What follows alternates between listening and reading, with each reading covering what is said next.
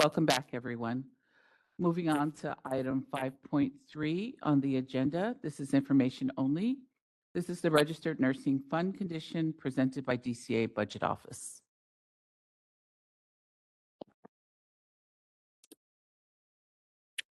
All right. Good morning. My name is Luke Fitzgerald, and I'm a budget analyst with the DCA Budget Office. I'd like to thank the board and executive staff for allowing me a few minutes to present on agenda item 5.3, which is the board's memo, expenditure projections, and fund condition statement. First, I'm going to start with the budget memo, which is going to be page number 10 of your meeting materials. This will give you a general overview of the board's budget, as well as percentage breakdown of the budget used and counted towards expenditures. In 2023-24 year-end summary, the board was appropriated about $66.5 million and spent an estimated $61.5 million, or 92.5%, which resulted in savings of $5 million. In current year 2024-25, the board was appropriated about $66.8 million and spent approximately $65.9 million, or about 98%, of which $26.1 million, or 39%, was expended on personal service costs, $28.6 million, or 42.9%, on operating expenses and equipment, which includes contracts such as travel, and $11.2 million on 16.77% on enforcement, which is for Attorney General and Office of Administrative Hearings. The board is estimated to have $823,000, or 1.23%, in reversions. The next page we will go over is the board expenditures, which is page number 11 of your materials. These projections are based on actual data through fiscal month 3. This report includes 2023-24 actual expenditures in green, as well as 2024-25 budgeted and projected expenditures in blue and orange, which also includes a budget allocation breakdown. Over this 2-year period, costs are relatively higher. As we move to the end of the document, you will see this is a breakdown of the memo. The board had a beginning base budget of approximately $66.8 million and is projected to spend approximately $65.9 million, creating a reversion to the board's fund of just over $823,000, or a reversion percentage of 1.3%. The next document I will be going over is the board's revenue projection, which is page number 12 of your materials. This report includes receipts collected through September and projected revenue to year-end. I'll actually go further into these projections as we transition to the next slide, which is going to be page number 13 of the materials. And this is going to be the board's fund condition statement, And as a reminder, we read this document from top to bottom and left to right. The leftmost column is going to be the board's prior year 2023 actuals.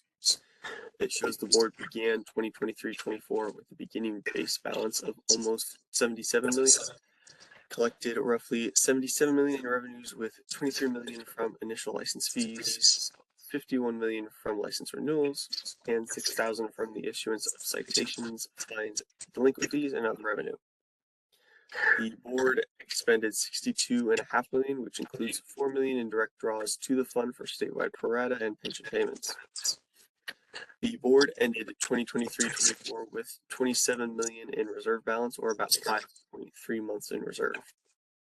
For the current year, the board projects revenues of $69 million, with just over $23 million projected from initial license fees, almost $53 million from renewal fees, and $5,000 from the issuance of citations, fines, delinquent fees, and other revenue. And then the loan repayment from the general fund of $30 million. The board's 2024-25 expenditures, based on the government's budget with fiscal month 3 projections, is just under $62 million between authorized expenditures and direct draws to the fund, leaving the board with a fund balance of $74.5 million, or 13.1 months in reserve. The budget office will continue to monitor the board revenue and expenditures and report back to the board with monthly expenditure projections as we continue to close fiscal months in the current fiscal year. And then just a few things to know on the board's fund condition statement. The fund condition statement is a snapshot in time. One of the main factors driving expenditure increases in future years is a result of personal service adjustments. These include general salary increases, as well as employee compensation and retirement rate adjustments. The budget office includes conservative ongoing 3% increase to expenditures on the fund condition statement to account for these ongoing incremental adjustments. You will also notice revenue is projected higher than out years. Lastly, I would like to note to the board that any future legislation or unanticipated event could result in the board's need for additional resources, which would create cost pressure on the fund. The Budget Office will continue to monitor the board's fund condition statement and keep the line of communication with the executive staff open for any future needs or expectations. Again, thank you for allowing me for the opportunity to present at today's meeting, and I'll now be happy to answer any questions that you may have. Thank you. Any questions or comments from board members? Allison Cormack? Thank you, Chair Trujillo. Good morning, Mr. Fitzgerald. You know, it wouldn't be a budget review if I didn't mention on page 13, line 4129400, other regulatory licenses and permits.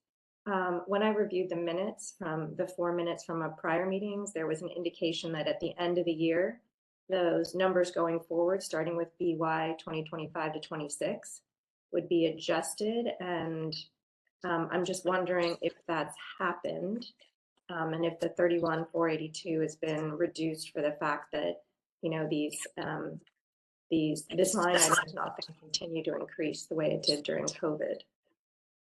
I'm sorry, I'm getting a little feedback. Can you repeat that last bit? Sure. I'm wondering if the 31,482 number is lower than it was last time we looked at it. And I'm sure I could find it somewhere, but I'm sure you know the answer more quickly than I do. I don't have the previous meeting minutes in front of me, so I'm not 100% sure, but I can certainly check and get back to you as soon as I can. Okay. I'm less worried about it than I have been in prior meetings, because if you look at the months in reserve, if we're off by 8 million, we'll still be in the right range. Yeah, I apologize. It's interesting there is a lot of feedback. I don't know if someone at the dais still has their microphone on. Okay, thank you very much. Thank you, Allison. Any other questions or comments from board members? All right, BRN moderator, can you please open us up for public comment? We will be opening for public comment now. Please refer to the screen share for members of the public to see how they should type in the request for comment. I've activated the question and answer feature. Members of the public can indicate they would like to make a comment by typing into the question box, "I would like to make a comment." Please remember, you will have 2 minutes to make your comments. I will not give a reminder as your time approaches. I do not want to interrupt you nor cause you to lose your train of thought. I will mute your microphone and inform you that your time has expired, and we'll move on to the next member of the public. I'll pause for a moment for members of the public to type in, "I would like to make a comment."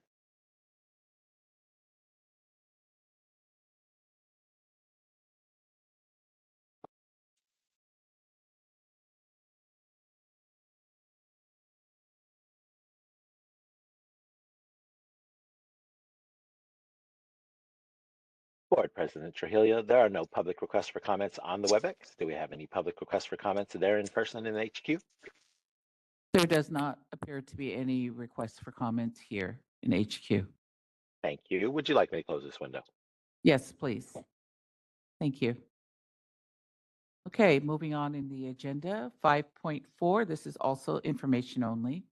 This is our presentation on nursing education in California, California community colleges. Lori? Okay, both Nanette Solveson and Eric from HK are on, and I believe they're going to share their own presentation. So if you guys want to go ahead and grab the screen, Nanette, I'll let you introduce yourself and get your PowerPoint up and running. Thank you. I'm trying to figure out how to get my presentation up. Just 1 second. Do I want to leave the webinar? No. Okay, No, I please do don't do not. Do not want to do that. Okay, let's see if I can share now. Okay, so I'm able to share now, but I cannot see.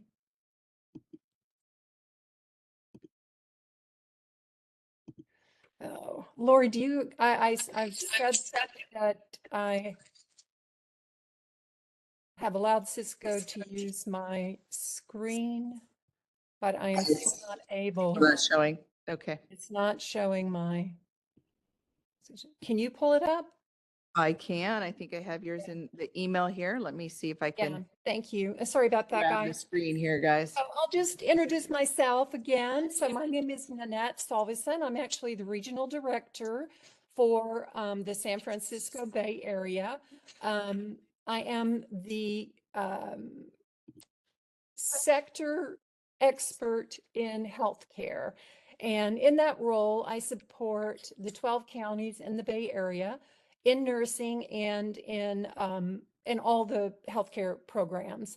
And I gave this presentation that I'm going to do today to a cross-agency meeting that was hosted by the Labor and Workforce Development Agency with Jessica Pitt, and Executive Officer Melody was there and asked if I could do it here. So I'm very happy to be here. And I'm hearing an echo, so if it's okay, I'm going to keep going though. Is that okay? We do not hear an echo here. That's okay. I'm going to keep going. then. Okay. Board members, are you guys muted on each one of your computers? And do you have your audio off on each one of your computers? Okay. Okay. It should be okay to go ahead. Okay, let's go. So this is actually trends in, I want to stress, pre-licensure nursing education in California. So next slide, Lori. All the data that's presented here was taken directly from the BRN dashboard, which I love and use regularly and so grateful for, or HCAI's Race and Ethnicity of California Health Workforce tool. And you'll have this presentation and those links are active links so you can go and see the data yourself if there's an interest. So I'm going to start just by making orienting you to what happened in the last decade. In the last decade, nursing programs have increased their output of graduates by over 2,500, 2,696. And this graph actually is data from the BRN dashboard, which shows the growth in completers from 2012-13 to 2022-13 from both public and private institutions. So you can see in blue is 2012 to 13, and then the red is 2022 to 2023. So overall growth in the last 10 years of 2,696 students.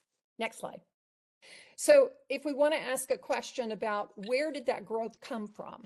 All of the growth is from private educational programs, and there has been a small decline in enrollment in public schools.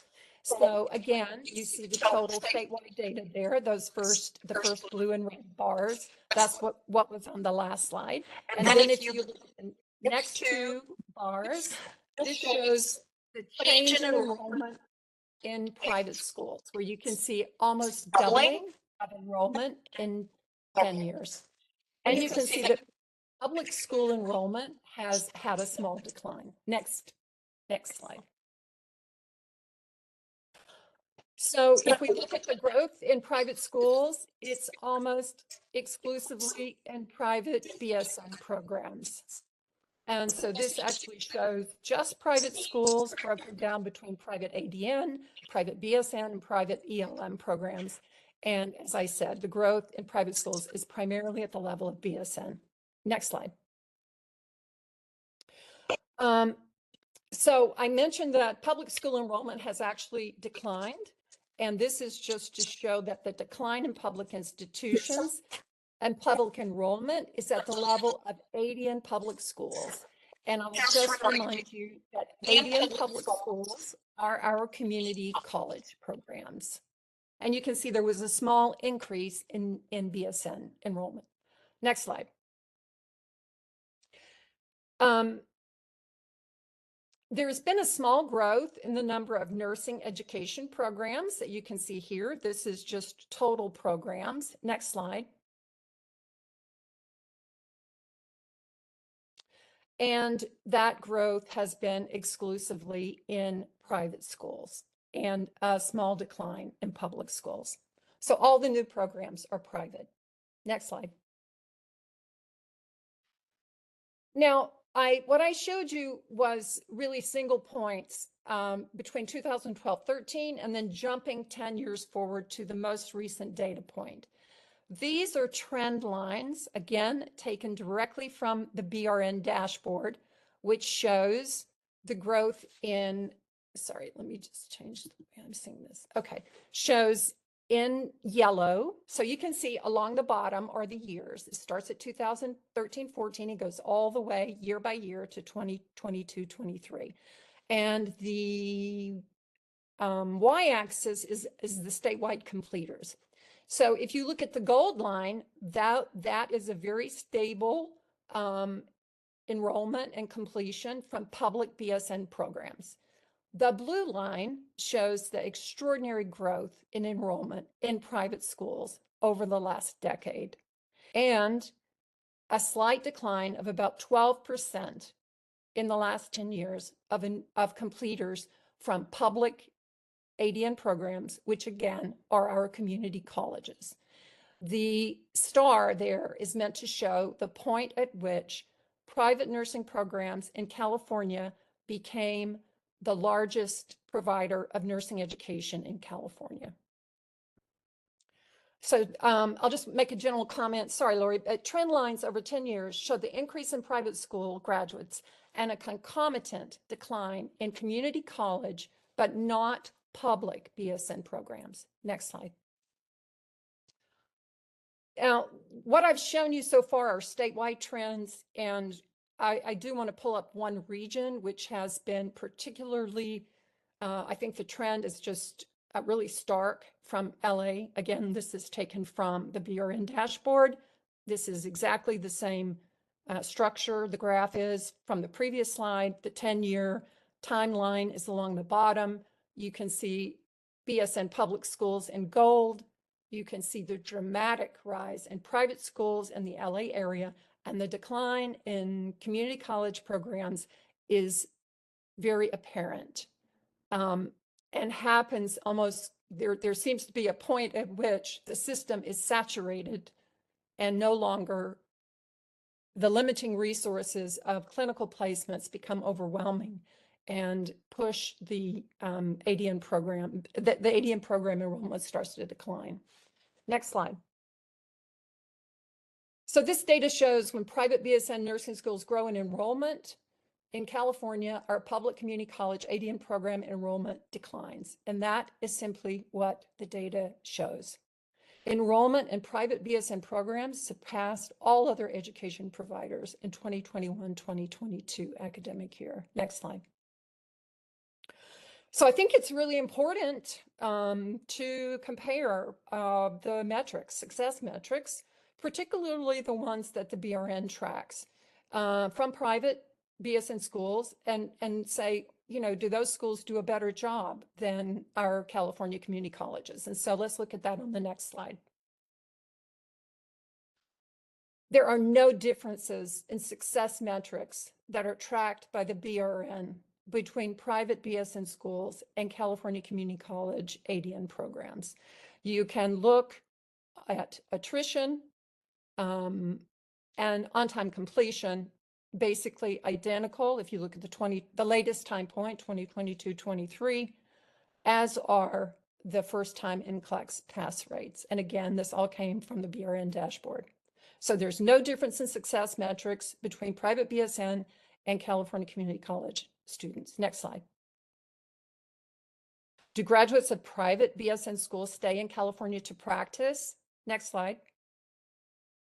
A higher proportion of public school than private grads are employed in California. Next slide.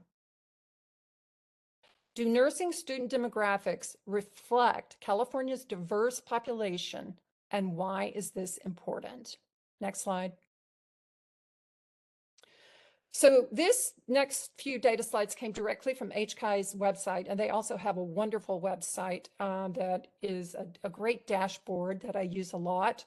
but I did copy specifically from that website why race and ethnicity of our healthcare workforce is so important. Racial and ethnic representation is critical for a successful relationship between patients and their healthcare providers. Studies show that patient safety and quality of care increase when healthcare providers and their patients share the same race or ethnicity.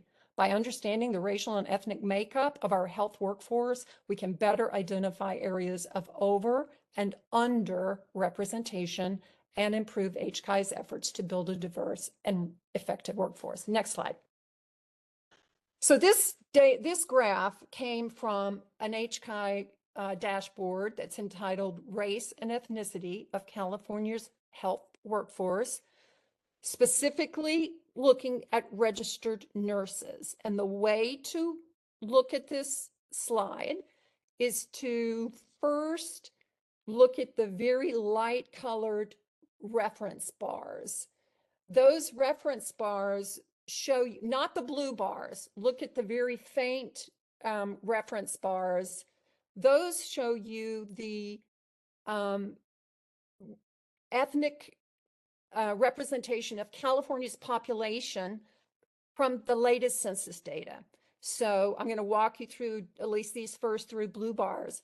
The first far left bar represents white, non-Hispanic individuals in California. And that reference bar shows us that about 36% of people in California are white, non-Hispanic. And then if you go to the Asian non-Hispanic bar, which is the next bar over, that very faint bar there shows us that about 15% of California is Asian. And then if you go to that third bar, you should look up quite high and see that reference bar, which shows us that 40% of individuals in California are now of Hispanic, of any race Hispanic. The important thing, though, is the blue bars show us the race and ethnicity of registered nurses in California. So there's a slight overrepresentation of white nurses of about 4%. Go to the next slide, please.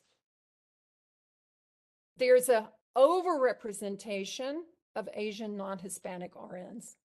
If we are trying to match the RN demographics with the census data. And the next slide, we have a significant underrepresentation of Hispanic RNs. Next slide. So this data is actually, again, this came from the BRN website. This is actually looking at the race and ethnic distribution of 2023 completers. And you can see that I'm only showing here the Asian non-Hispanic and in blue and Hispanic races, ethnicities. And you can see that only community colleges show the relative demographics of the state of California. And every other education provider has an overrepresentation of Asian and Filipino compared to Hispanic. And I would make a general comment that the continued overrepresentation of Asian and Filipino from BSN public and private and ADN private schools continue to drive the misaligned demographic of the nursing workforce. Next slide. Our public BSN schools, that should say private. I meant to say private. Our private BSN schools cheaper than California Community College nursing schools? Next slide.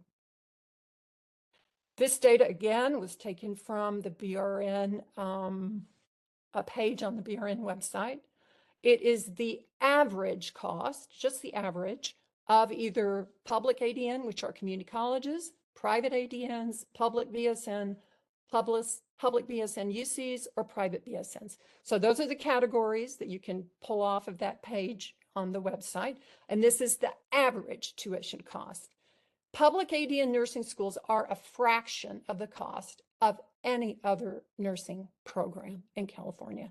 Next slide. So I'm going to stop here. In summary, public and private nursing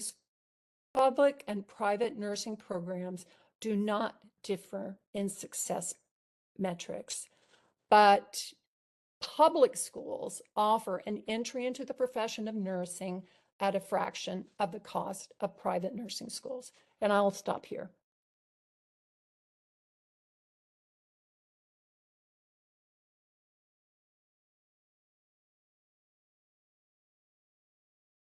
Excellent. I'm trying to get my screen share going. Perfect.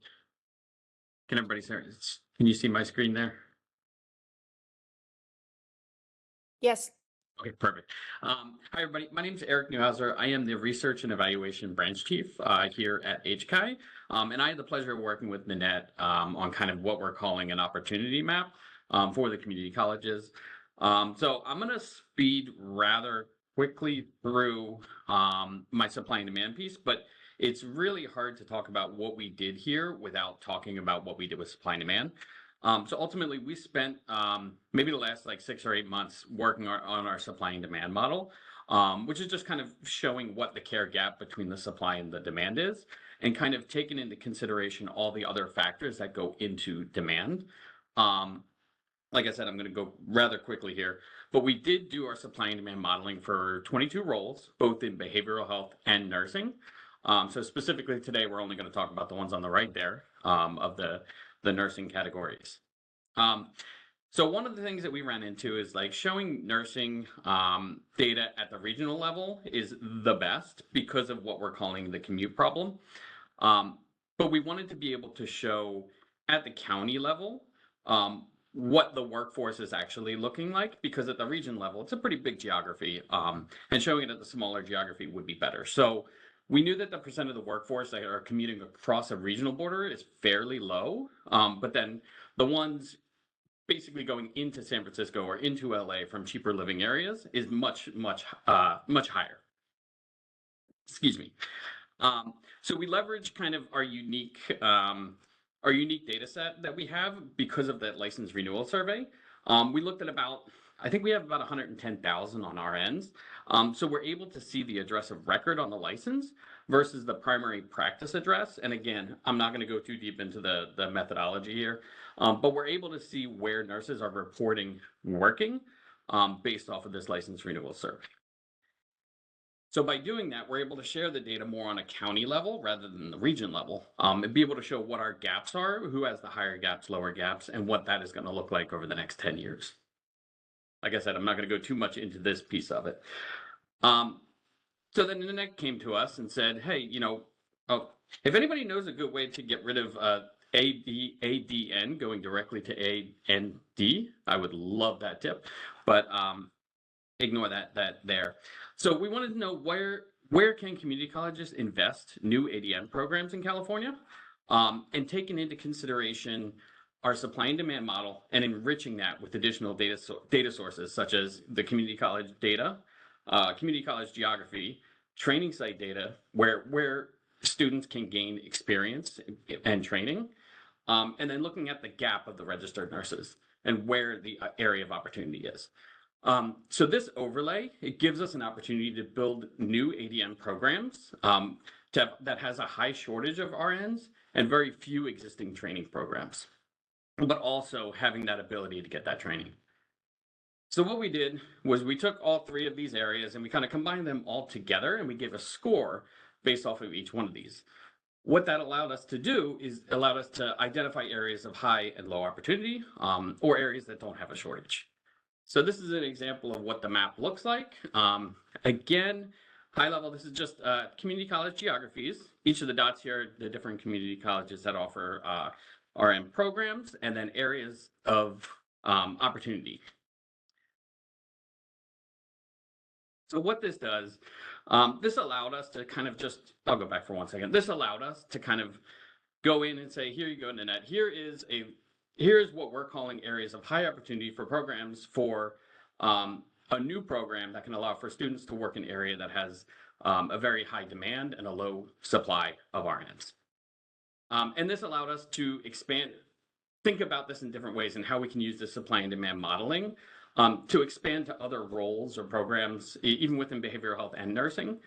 And it can be expanded with HCI program data, where HCI is putting programs where we're placing people to work, and also thinking about long-term considerations on what our supply and demand model is going to look like 10 years in the future, based off some of these outcome-driven goals.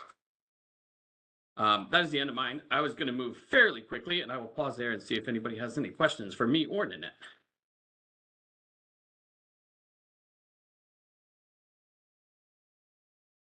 Other comments from board members? Board member Tricia Nguyen? Thank you very much. I'm not sure which of this is I'm directing this to, but so when you say there are high opportunities, which means that there are lots of nursing positions available, what is the solution to that? What can we do, or what can community colleges do to kind of neutralize that opportunity? So Eric and Annette, feel free to jump in if you want Yeah, to, but if not, I'll do a brief either before or after you. I can do a quick, from HCI's perspective, kind of the way that we're using kind of these areas of opportunity or areas of shortage, however we wanted to classify that. We have a whole strategy process where we've identified, ways that we can put programs in place in order to either close that gap or put nurses in certain areas. So we have a very specific strategy that we want to put money into specific locations, specific professions, and things like that. So just strictly speaking through the workforce initiatives that HCI funds, that's kind of how we are approaching it. So one other thing I would add is that this opportunity score is being leveraged at the chancellor's office for the Rebuilding Nursing Infrastructure Grant. So the legislature last year gave $60 million to California community colleges to be distributed through a competitive grant to California community college nursing programs. Part of the prioritization of that award is for colleges that serve areas where there's a high RN shortage. So that grant RFP is open now, and we're using HCI's data to help us be sure that colleges that serve areas where there's a high RN shortage are prioritized in the receipt of the grant, and they will be given priority scores if they're in an RN shortage area. I think the having the information. So one thing that we found out from this is that a lot of times there's an RN shortage area where there isn't a college. And so the work now is, and I've got a meeting set up with Executive Officer Melby next week to talk through some of these things. How do we encourage nursing programs to work in counties that they might not typically serve, but where there is a very big nursing shortage? And so that's really the work now. And HCI has been critical in helping us identify the component parts of the things that we need to know to make some progress in that space. Thank you, Nanette. Yeah, so I'm invited on the meetings. I participated in the groups and are aware of the data that's coming out from this. It's a couple things for us. We have Business Professions Code 2717 that leads our board to make a plan to develop workforce. We also have that kind of direct almost opposition where in our enrollment increases, we cannot consider workforce. And so that kind of ties our hands. When we look at enrollment increases, when they're brought to us, they come school-led. They're not BRN-led. We do not solicit out. We do not ask private colleges or universities or public colleges and universities to grow.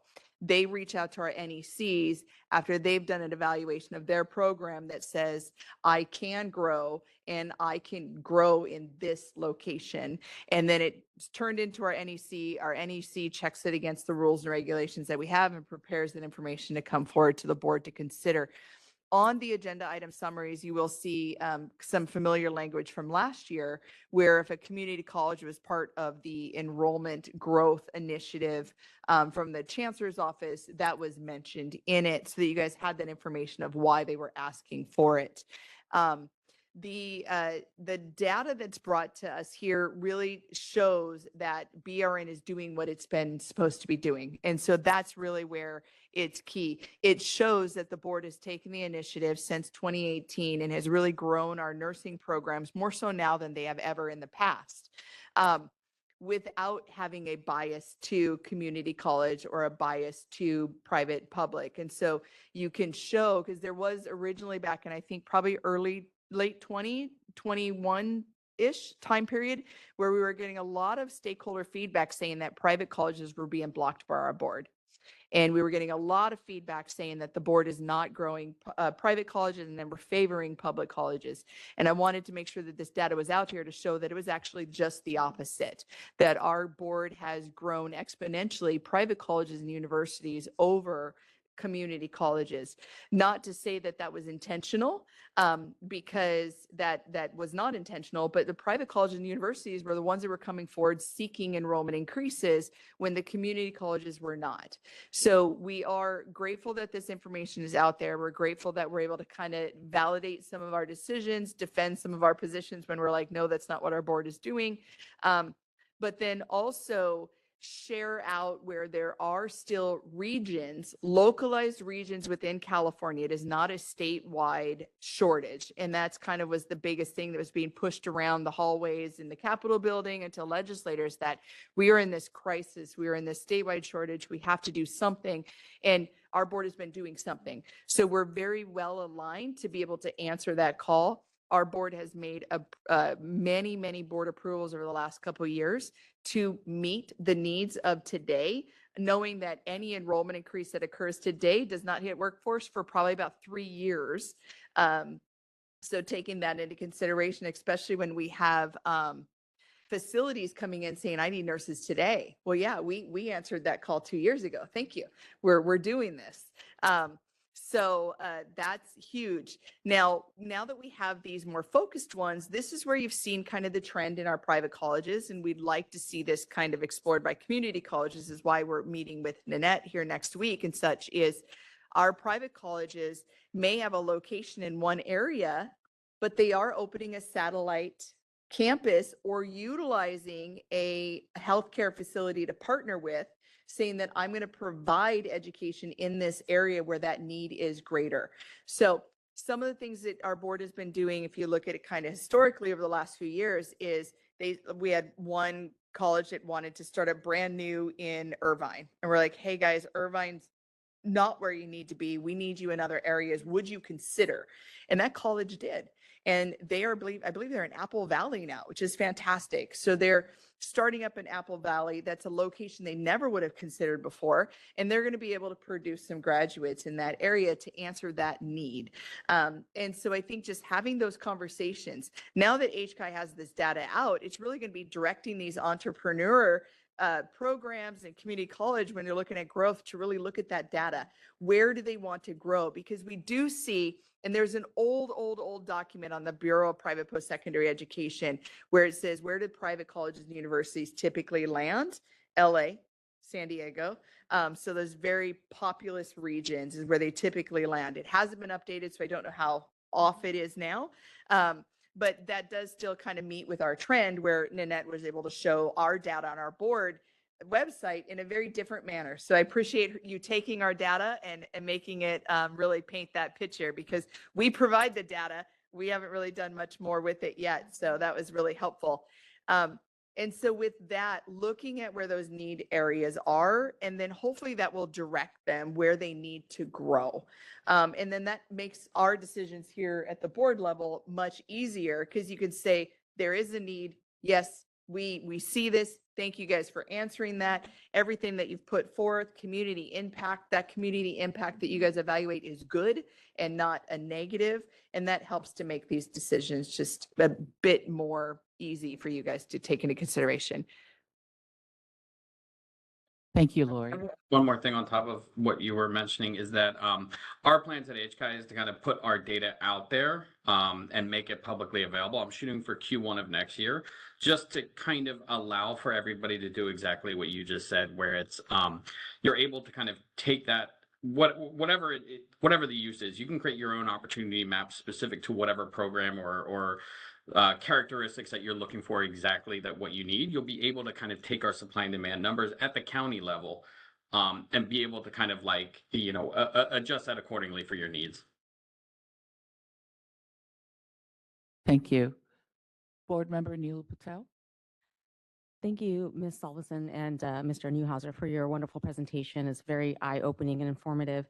And I find it incredible that what you pointed out as there being a huge incentive, in a sense, to go to a community public college because the cost. However, we see that the greater number of interest or students trying to seek out schools for nursing programs are in the private sector with a huge financial obligation to them. So it's mind-blowing to me. And I'm wondering, and certainly there's a lot of incentive for this, BSN programs, magnet level hospitals at UCs, for instance, are hiring, or they're incentivized to hire more BSN level graduates. And I'm wondering, there are only two, I seem to find, in California of community colleges that offer BSN programs. Is there any incentive, or maybe in the future, to consider having BSN degrees offered at the community college level in the public sector? So actually, community colleges do not offer None. no. We are not allowed, no, we're not allowed to offer bachelor's in BSNs. And that was something that was before the governor and passed, but the governor said no. The governor would not sign that bill to allow community colleges to offer bachelor's degrees in nursing. However, community colleges partner with they partner with lots, both public and private institutions, to help their students transition into BSN. So community colleges do not want to see our graduates stay as ADNs, because we understand that there are many advantages to having a bachelor's degree in nursing over an associate's degree in nursing. But we also acknowledge that pathway through community colleges is so cost effective that it may be the only way for some people to access the occupation of nursing. So there's one thing that I think is really key to understand, and that is private schools and public schools compete for the same limiting resource, the same limiting resource of clinical placements and faculty. They all compete for those things.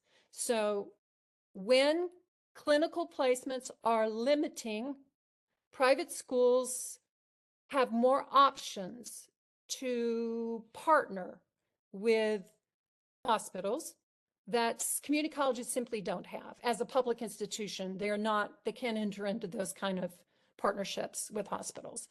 And so, that is the reality of the situation on the ground.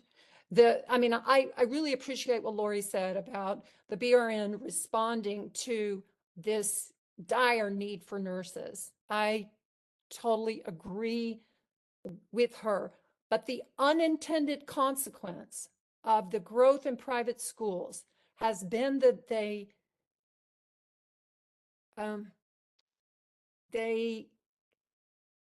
take up these limiting resources because they are able to access them more efficiently than community colleges are.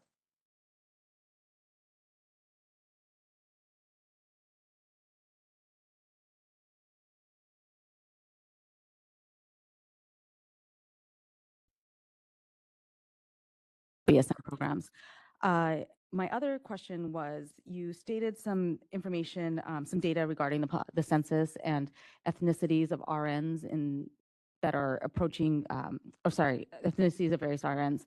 Is there any information about the students that are currently enrolled, showing that there might be, the various ethnicities of the students that are being enrolled now?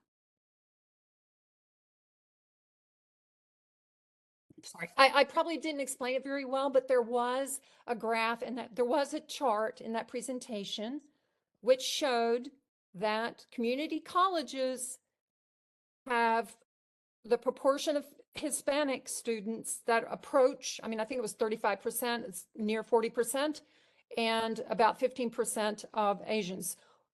In comparison to public BSN and private schools, which had an overrepresentation, or the highest proportion were Asian students. And that's what is going to continue, that is what is going to drive and keep the misaligned proportion of nurses in its current state, right? If you keep putting out more of one ethnicity and race, that is going to only go higher and higher. And it's already overrepresented in the population. I will make a comment about the HCI data. The race ethnicity data that we have on ours is only at the license renewal point in time. So it's actually 2 years old at that point. So if you're looking at the pipeline, the survey data that we get as part of that license renewal is only, it's not at time of licensure. So.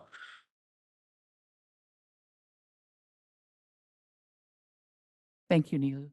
Board Member Allison Cormack. Thank you, Chair Trujillo.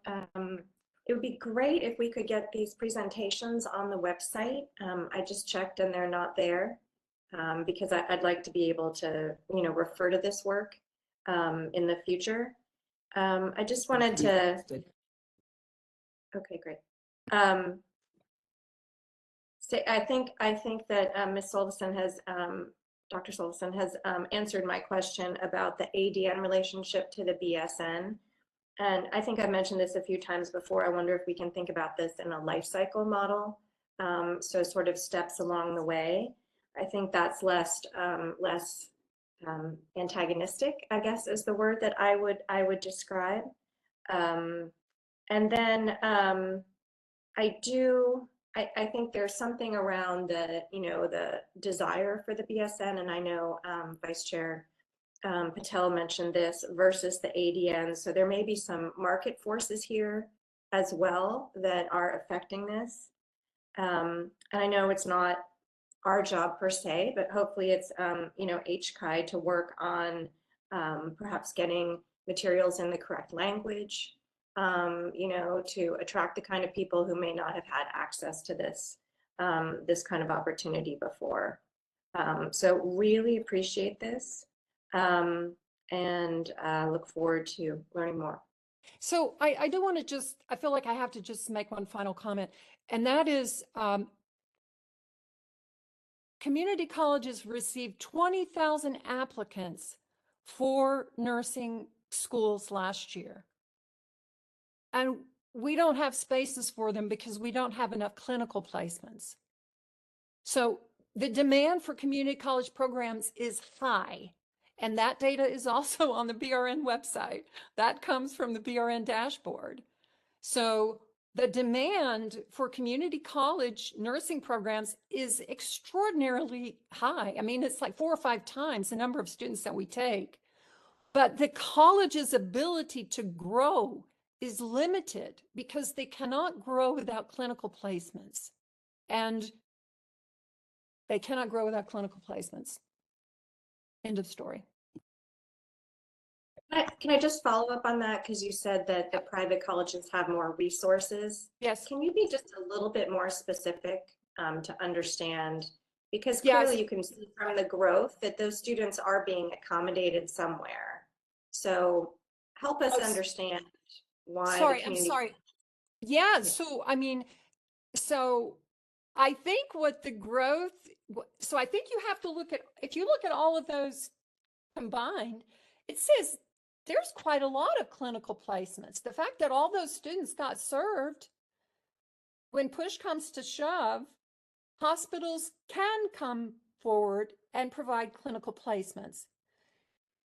And I mean, the last thing I want to do is to sound antagonistic, and forgive me if I do, but in my role, I get calls from people across the state in community college programs who have lost their historical placements because another institution has come in and the hospital decides they'd rather partner with that person. So the college has accepted students into their nursing program with the understanding that their historical placements will be there for those students, and then they're gone, just like that. There's nothing for that the college can do. Because public institutions cannot enter into those kind of agreements that private institutions can enter into with the hospital. And because I don't work for a private institution, I couldn't really tell you the nature of those agreements. I know that they call them partnerships. I don't know. Maybe Lori has more information than that. I don't know. But don't be misled by thinking students prefer to go to private school and take on all that debt. They don't. We cannot serve all the students because we don't have enough clinical placements. It does come down to a resources question. We've heard many of our schools, both private and public, coming forward. And private schools will say all the time, we serve a population, we serve this. They come to us because they can't get in at the community college. And so they're all saying the same thing. So just so that everybody is aware of that, everybody's saying the same thing. Private colleges and universities are partnering with these facilities. The facilities come in public comment, let us know that they are partnering with them and that they are asking them to grow and accommodate their students. Our public institutions do not have that ability to contract and make agreements with certain facilities. That is forbidden. That is not something they can do. Where a private college or university can say, hey, Adventist Health has contacted me. They want their students to be priority into our program. We're going to set aside 20 slots for Adventist Health and we're going to take them. A community college cannot do that. And so they cannot have that partnership. And so that is when you're looking at resource allocation, it comes down to facilities. There was an amazing bill that was put through. You guys all supported it from Senator Roth this last year.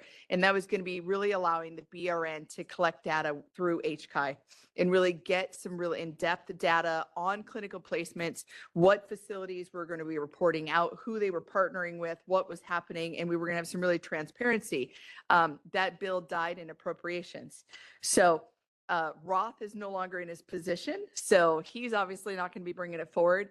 But there is a hope that a bill, either that bill or a similar bill, is reintroduced next year so that that data can be there, because that's really the missing piece. Is we have all of the data from academia.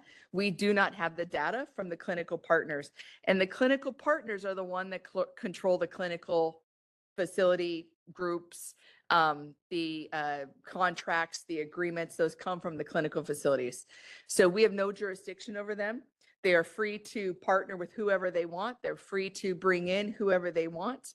And that really does kind of show when they're looking to increase their employees' abilities to go back to school. And they do end up partnering directly with private colleges and universities where our community colleges are not able to.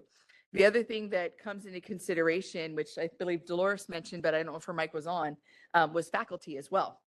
And so community colleges are union-based. They have faculty agreements. They have minimum qualifications, which were just now lowered to the BRN minimum quals. And our private colleges and universities have been bringing in at the minimum level for many years.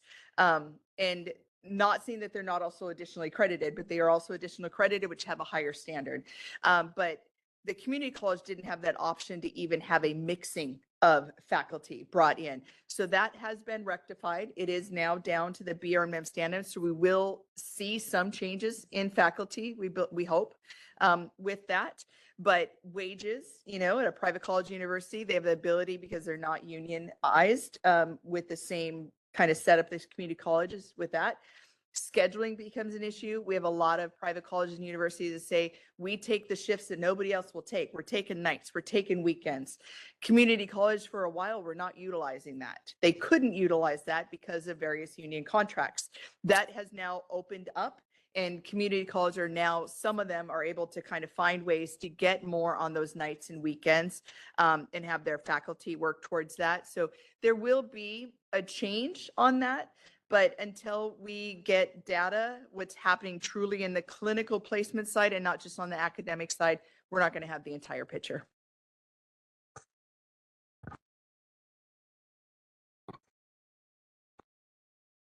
Board Member Vicki Granowitz. Is there any data on ADN schools that have had to close because they can't get clinical placements versus the private schools? I don't, Lori, do you know if there have been any schools that have closed? I know there have definitely been schools that have decreased their admission capacity, but I don't know about closure.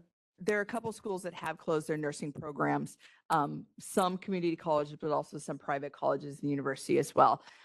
Clinical placements, again, it comes down on location. We had one close in the far north of California. We had one close in Irvine, and we've had one close in San Diego because they cannot get clinical sites, and they did have to stop completely across the board. So it wasn't just a public school closure. It was public and private. So actually 2 privates and 1 public has closed probably over the last 5 years.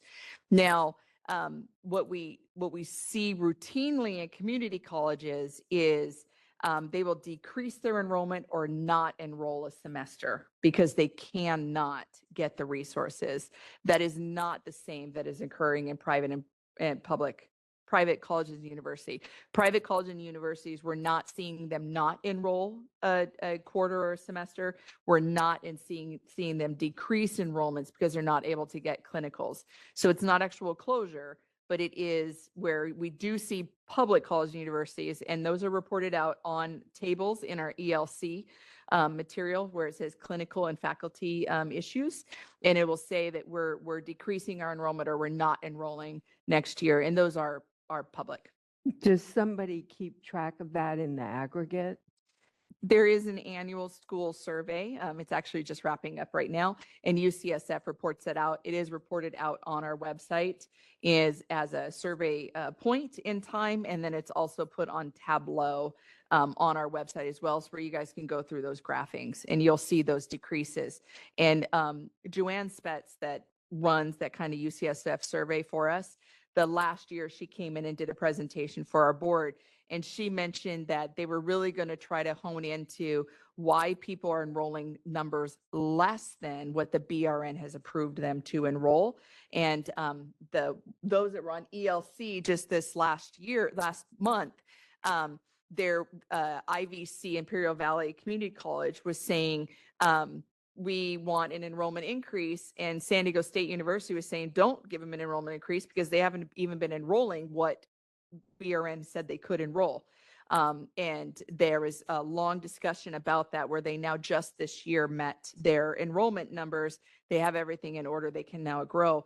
But those are things that are happening where community colleges have decreased or stopped, not closed. And private colleges and universities, we haven't seen the same effect. I mean, it just seems like that data, along with this data, needs to be part of a whole package. Yes. So that you can see all of the impacts. It is there. It is on our website. It just takes the people to go into the website, pull that all apart because I it comes from understand. several I'm different just areas. saying we need to make it easier. Yes. Welcome.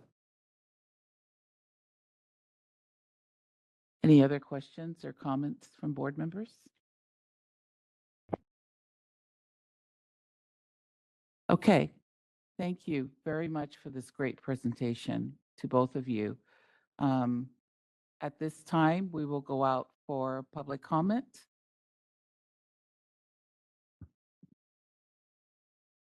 We will be opening for public comment now. Please refer to the screen share for members of the public to see how they should type in their request for comment. I've activated the question and answer feature. Members of the public can indicate that they would like to make a comment by typing into the question box, I would like to make a comment. Us, it's already Remember, there. you will have 2 minutes to make your comments. I will not give a reminder as your time approaches. I do not want to interrupt you nor cause you to lose your train of thought. I will mute your microphone and inform you that your time has expired, and we'll move on to the next member of the public. I'll pause for a moment for members of the public to type in, I would like to make a comment.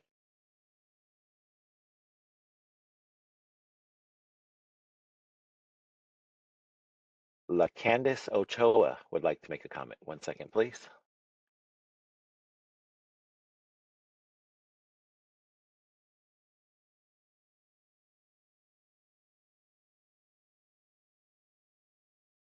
Dean here in the Workforce and Economic Development Division at the Chancellor's Office. I just want to thank and recognize Nanette for all the work that she's doing on behalf of community colleges, and also share that the Chancellor's Office looks forward to continued partnership with the Board of Registered Nursing. Thank you for your comment. Ima would like to make a comment. 1 second, please.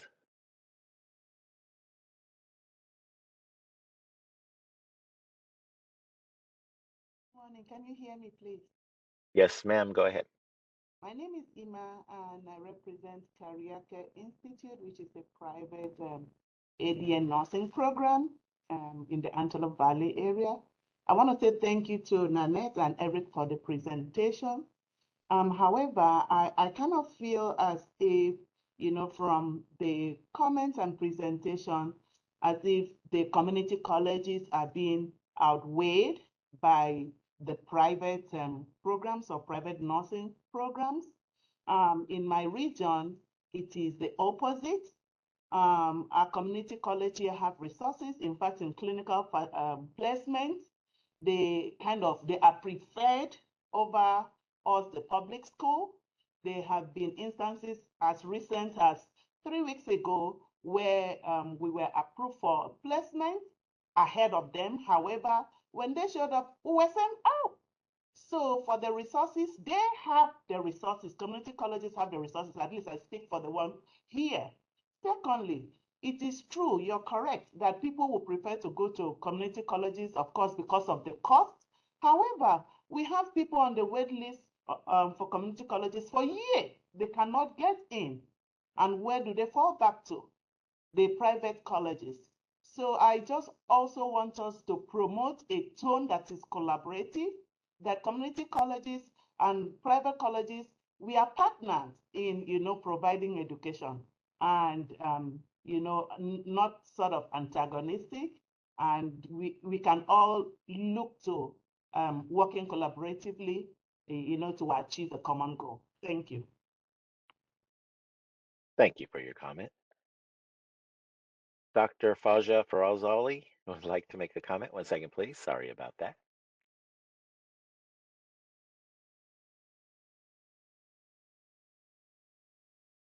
Dr. Fazia Feroz Ali, representing Sutter Health in my capacity as the lead for academic partnerships across all of our facilities. And I just want to shed some light on partnerships with junior colleges. I am extremely happy to enlighten this group that Sutter Health is actually joining partners with Modesto Junior College with facilitating their cohort of nursing coming up in January and then the spring of 2025. And I just want to encourage my fellow colleagues, especially the academic partners and the junior colleges, please reach out. Would love to have more of these types of events like we're having with Modesto Junior College, Sutter Gold Medical Foundation. It's a wonderful partnership and I welcome it. Thank you. Thank you for your comment. Tammy Vant Hole would like to make a comment. 1 second, please.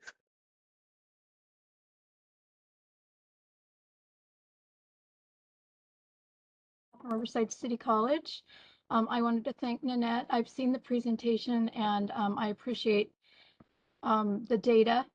I also wanted to thank Lori because she gave a very well-rounded discussion about what the community colleges face. I'm Dean of the Riverside City College Nursing Program. We're a very large program. We have a 70-year history in our area. And recently we've been facing some clinical placement challenges ourselves, which I never thought we would get there. We have been able to overcome them, and I think it's because of our excellence and our history. But one of the things I'm finding, and I just wanted to point this out as well, is some of these clinical placement discussions occur at the corporate level, which our clinical placement coordinators are not there. So another challenge. So anyways, I appreciate you all. I appreciate your support, and we're just going to continue doing good work out here. Thank you for your comment. Jenny Hernandez would like to make a comment. 1 second, please.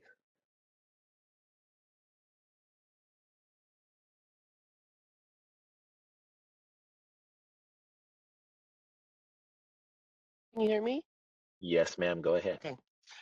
My comment was about a group of nurses that it doesn't seem like they've been mentioned at all.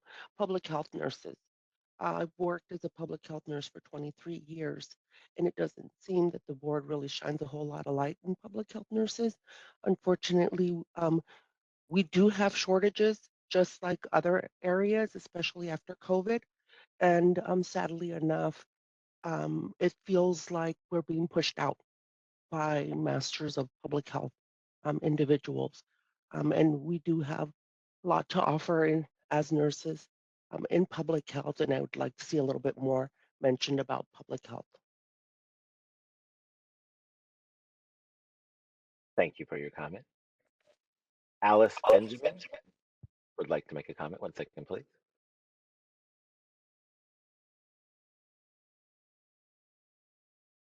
Practitioner in the ER, and I wear multiple hats. And I have to say, I've probably been in the same camp as many of the different audiences we're talking about, from doing my postmaster's as a student, concerned about placement, to being adjunct nursing faculty at both the ADN level, BSN level, private and public schools, and then also in the hospital in my prior role as clinical nurse specialist, working with the nursing education department when it came to placement and things like that. And I have to say, obviously I don't have a solution, but I just wonder, so to promote equity in placement of students and fair share of clinical placement so students don't have to get turned away, has there ever been a discussion about rotating of the shifts of clinicals? And I say that because everyone wants a wonderful weekday 7 to 7 shift. Everyone wants that.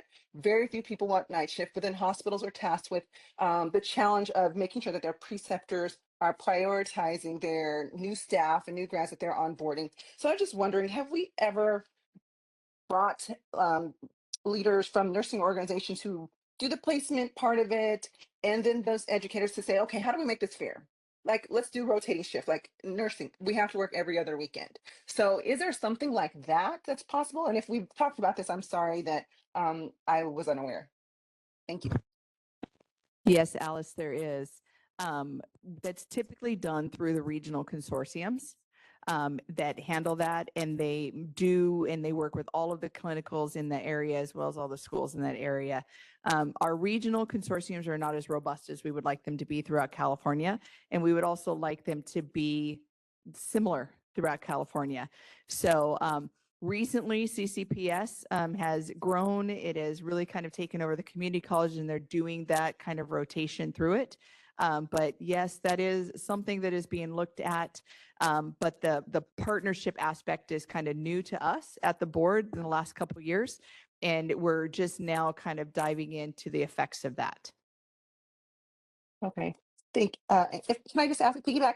How do we ensure we have qualified clinical instructors to meet those rotating things? Is there also discussion about increasing the number of faculty and clinical instructors to complement that? There is. We actually just passed a bill, AB 2015, that just came into law and is effective January 1. The prior clinical facility instructor kind of approval process lived within nursing academia. And when it lived within nursing academia, you had to be chosen to be hired And then the nursing program director would put you through to the BRN to get a faculty approval. And that really kind of decreased the amount of qualified applicants coming forward for faculty approval from the BRN, because you may have 5 applicants and only one person gets chose. And so that one person that was chosen becomes a faculty, the other 4 go on and look for another job. And that never do become faculty, even with BRN.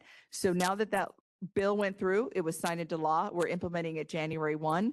As soon as that becomes effective and our application is released, then any RN that wants to teach can apply to become a faculty person at our board and can be granted that. If you want to be a clinical teaching assistant, the only requirement is that you have an RN license in California and you've worked in a clinical content area, med-surg, OB-Peds, psych, mental health, and geri for 1 year.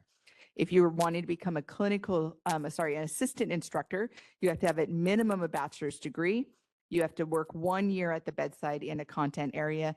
And with those 2, you can become a assistant instructor.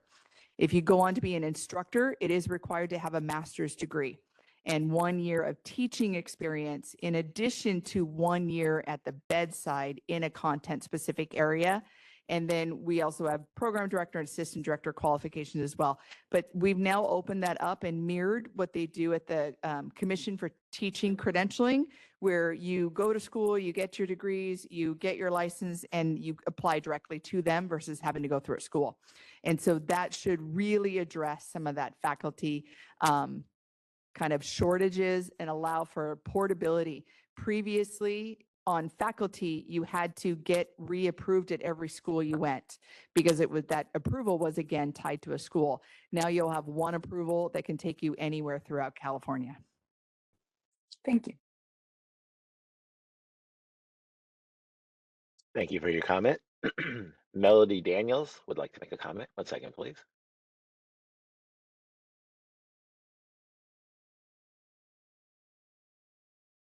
Hi, I'm Melody Daniels, and I am actually I work for Sharp Healthcare, and I'm responsible for all the learning programs and clinical placements here. And unfortunately, I think sometimes the barriers that the universities have to get students in clinical placements are not well understood. And while we do have one partner, the majority of students that we place actually are not in partnership at all. We do our best to honor those rollovers, you know, to get people back as need be. But we've had so many challenges from, you know, COVID, brand new nurses coming in, nurses leaving the profession, having to replace them, and then they're not actually appropriate to have students. In addition, we just went live with a new Epic medical record. It really decreased the amount of time that we can spend with students. And I think it's reasonable to understand that we would have a preference for placing students that are going to get their BSN because we have 5 hospitals that are magnet designated organizations. However, some of our local community colleges have created partnerships on their own with universities. So when the students leave, they go on to get their BSN. So we hire them, and that makes them very attractive as students. So I think that rather than creating all that additional burden, I think really starting to have a dialogue with the local facilities and the universities and really talking through some of these challenges. One of them, of course, is sometimes the universities do not want night shifts. They want, you know, that preferred shift. And so I really would recommend just having the dialogue and creating forums where this can occur rather than really creating an additional burden where, you know, we would have to, you know, justify the fact that we can't take additional students because I know we have so many already. So thank you for the opportunity to you know, to address this point. Thank you, Melody. So And I just want to say hello. I used Hi. to work with you at Sharp. So great to see you at our board meeting. Thank you for your comments and stuff. The one thing that really is key to understand is when we were looking at that bill that was put forward last year was to not cause an additional burden. It is part of your 6-month report out that you guys do on your financials that goes to HCI.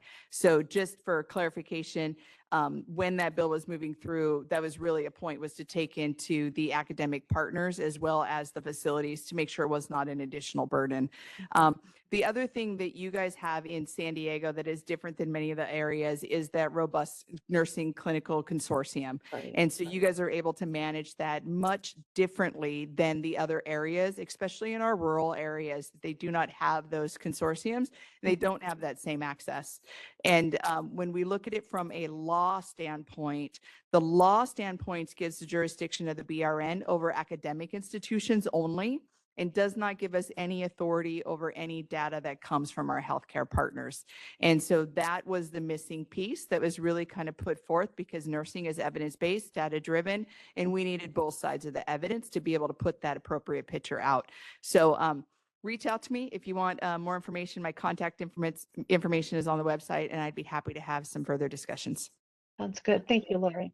Thank you. Daniel. Thank you for your comment. Julia Harris would like to make a comment. 1 second, please.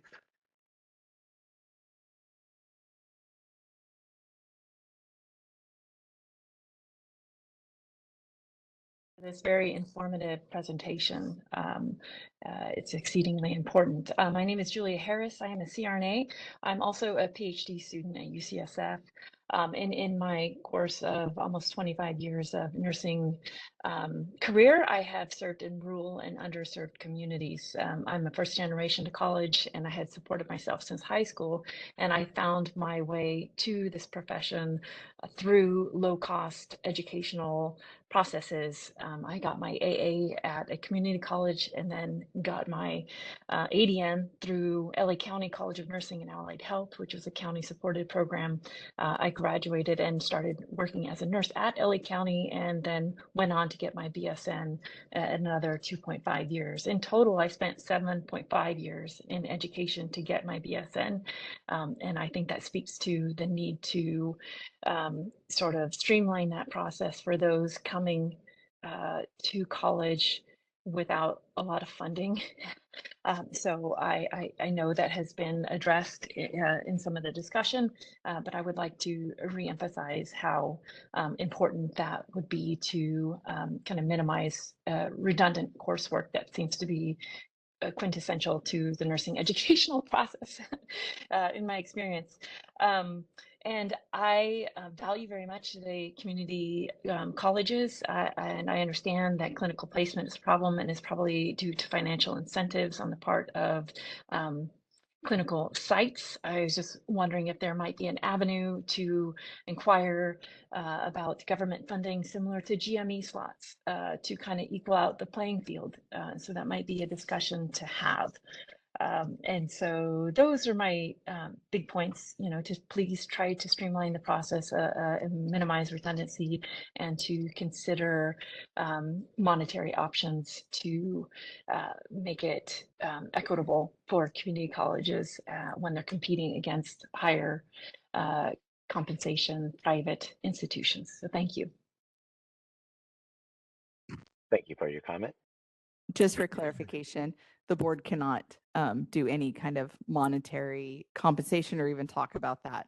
We are a licensing board and a regulatory board over just how to get your license and overseeing education, et cetera. We are not at that table to have those conversations.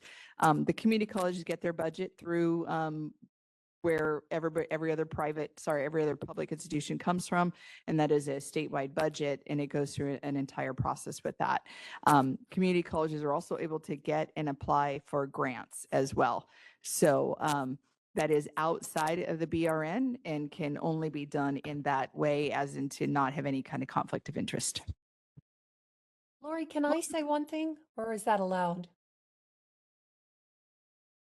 You're still on, Nanette. It's still your presentation. Go for it. Oh, okay. Yeah, I just wanted to say something to Julia, and that is that historically, you are absolutely right. You could get your ADN degree and then continue on to public CSU or UC and have to retake a lot of courses, but that is not the case now.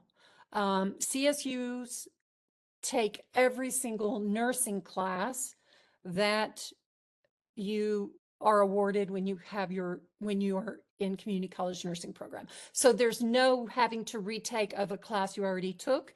And actually the CSUs give you some credit for passing the NCLEX. So a lot of work has been done in that area. But it absolutely was a problem before and really caused a lot of extra expense and time for people who kind of walk through these educational, the ADN to BSN path. Thank you for your comment. Board President Trujillo, there are no other public requests for comments on the WebEx. Do we have any in-person requests for comments there in HQ? No, there does not appear to be any questions here in HQ or comments. Thank you. Would you like me to close this window?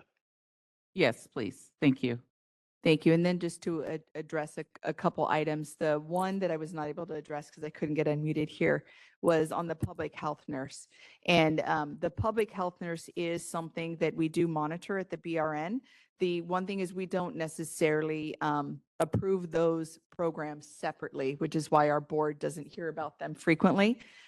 Public health nursing is offered in our BSN colleges and universities. So as long as they have a BSN, they have the ability to offer a public health nurse, and the majority of them do.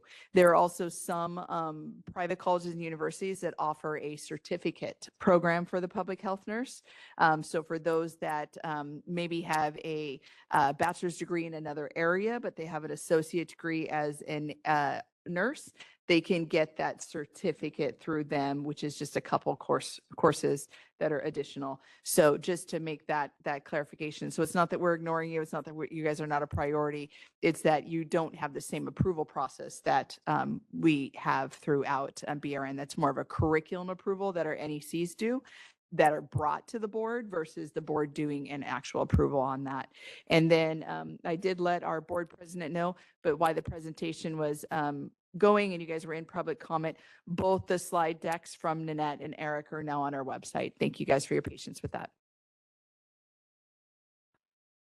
Thank you, Lori. And thank you to Ms. Silverson and Mr. Newhouser for that wonderful presentation. Oh, we have one more question. We frequently hear for-profit schools say that they are working with community colleges, that they're not doing displacement, but we have no way of knowing if that actually ends up being true or to what level it's true. And I realize that's probably difficult to figure out, but somehow it would be helpful to ascertain if we're being told what they think we need to hear, or if it's in fact true, and to what level. And again, that may be as difficult as trying to find out what's going on in the contracts to get the clinical placements. But I just wanted to put it on the table to say that's an issue for us. Appreciate that, Vicki. One thing I am going to screen share here is I share one item that's already on our website, and then talk about the next item that will be coming onto our website. So if you can see the screen here, perfect. If you scroll down to the BRN School Interactive Dashboard here on the right-hand side, and you click on that, this is a survey that's updated annually. And so we have a school survey that comes out annually, and all of the deans and directors for all of our approved nursing programs partake in it. And we get 100% compliant each year because we approve them and they have to do this. So it's an amazing tool to have. And when you scroll through on the top, and I think my screen is not quite big enough, there we go. It goes over the list, the number of programs, but if you keep going, it has some of the data. This is where Nanette said that she was pulling it from our dashboard. She was pulling it from our website. And so it has the last one I just showed right here was admission spaces and enrollments. But then we also have the enrollment by race and gender and age, attrition and completion, completion by degrees, completion by race, gender, age, student census. And then if you keep going, these are the ones that she was talking about. Are there more employed in California versus not? And then you can filter here whether you want to do private or public. So all this information that Nanette had on her presentation is on our website and is available for anybody to look at. And this next one is the key one that we kind of keep talking about, and that's the denial of clinical spaces. You can search and filter by region. So when our board is making these enrollment decisions and they know what region they're in, they can go ahead and pull this data. They can pull by region, private, public, they can pull by degree, and they'll be able to show. And you guys can see that there was a huge spike here, and this was COVID, and that shows the clinical displacement that occurred in those years. But then there's also when it says clinical spaces lost and students impacted, and that's that next one. And you could, again, filter that. And that, again, the spike is COVID. Everybody understands that. And then the next one on there are reasons for clinical spaces being unavailable. And in COVID, there were new questions added. So you can see the 1921 where it says lack of PPE due to COVID, staff nurses overload or insufficient qualified staff due to COVID. But it does have all the rest of them on there where it talks about competition for clinical space due to increase in number of nursing students in the region. So what did the effect of our board's enrollment decisions cause on those regions? Closure or partial closure of clinical facilities. We get that a lot of times where they're like, the labor and delivery unit at Sharp Chula Vista just closed. There's no more labor and delivery in the South Bay area. So that is not there. Then you also hear, well, this hospital closed in this area, in this area. And so that is where you'll see this data. And then there's the one right below that, displaced by another program, right? Other reasons for denials, visits from Joint Commission or other accrediting, no longer accepting ADN students, a decrease in patient census, clinical faculty facility, seeking magnet status. That was one of them was brought out today, where it said we prefer to hire the BSN student. Implementation of electronic health record systems. So that was the one that was also brought out today in public comments that we just implemented Epic. It makes it where we can't spend as much time. This data is presented and it is on our board's website. The other one talked about nursing residency programs, and that's when you get a new grad program come in. That's what that is. And so all the stuff that the people are reporting, we do capture that. That is on our website. We report that out annually. It really just takes the healthcare facilities who are not aware of this to go to our website and look at it. We try to get it out. We bring it out on social media. We've shared it here in our board meetings several times. We're just going to continue to bring it back and continue to provide these educational opportunities and really hope that we get this information out because it is on our website. Yes. Thank you very much, Lori. So I did highlight the Epic medical record system decreases time we can spend on or with our students. I was going to ask you on the break, but then you just brought it up again. So could you explain that to me? What? I'm going to apologize in advance. Electronic health records are cumbersome and they are not easy to transition when you're in a hospital setting. They serve a lot. They give you great data point. They really help with reimbursement. They track your HCI and your Press Ganey scores, which are all stuff that you look at for your insurance reimbursement. We know that healthcare facilities are a business. They have to do that so they can pay you. But utilizing a electronic health record system does take a lot of staff time. And when you transition from an old system to a new system, every nurse on that floor that probably has 10, 20, 30 years of experience and they kick butt and they're managing things just like this, slow down to a snail's speed because now they're a novice. They don't know where to find things. They don't know how to find access to it. They don't know where to record this. They don't know how to grab their orders. The physicians come to a standstill as well because they don't know where to enter their orders. They don't know how to access. They get really frustrated. We get really frustrated. They have super users out there. And the reason I can say this is because I've implemented a couple EHR systems within hospital systems in my prior life.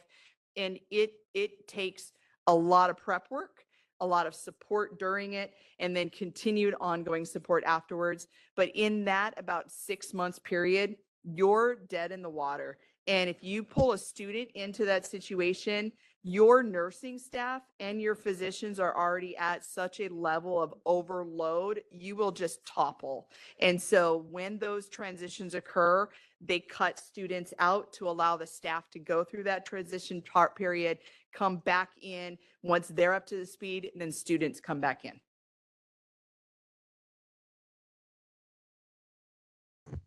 Thank you, Lori. Any other questions or comments?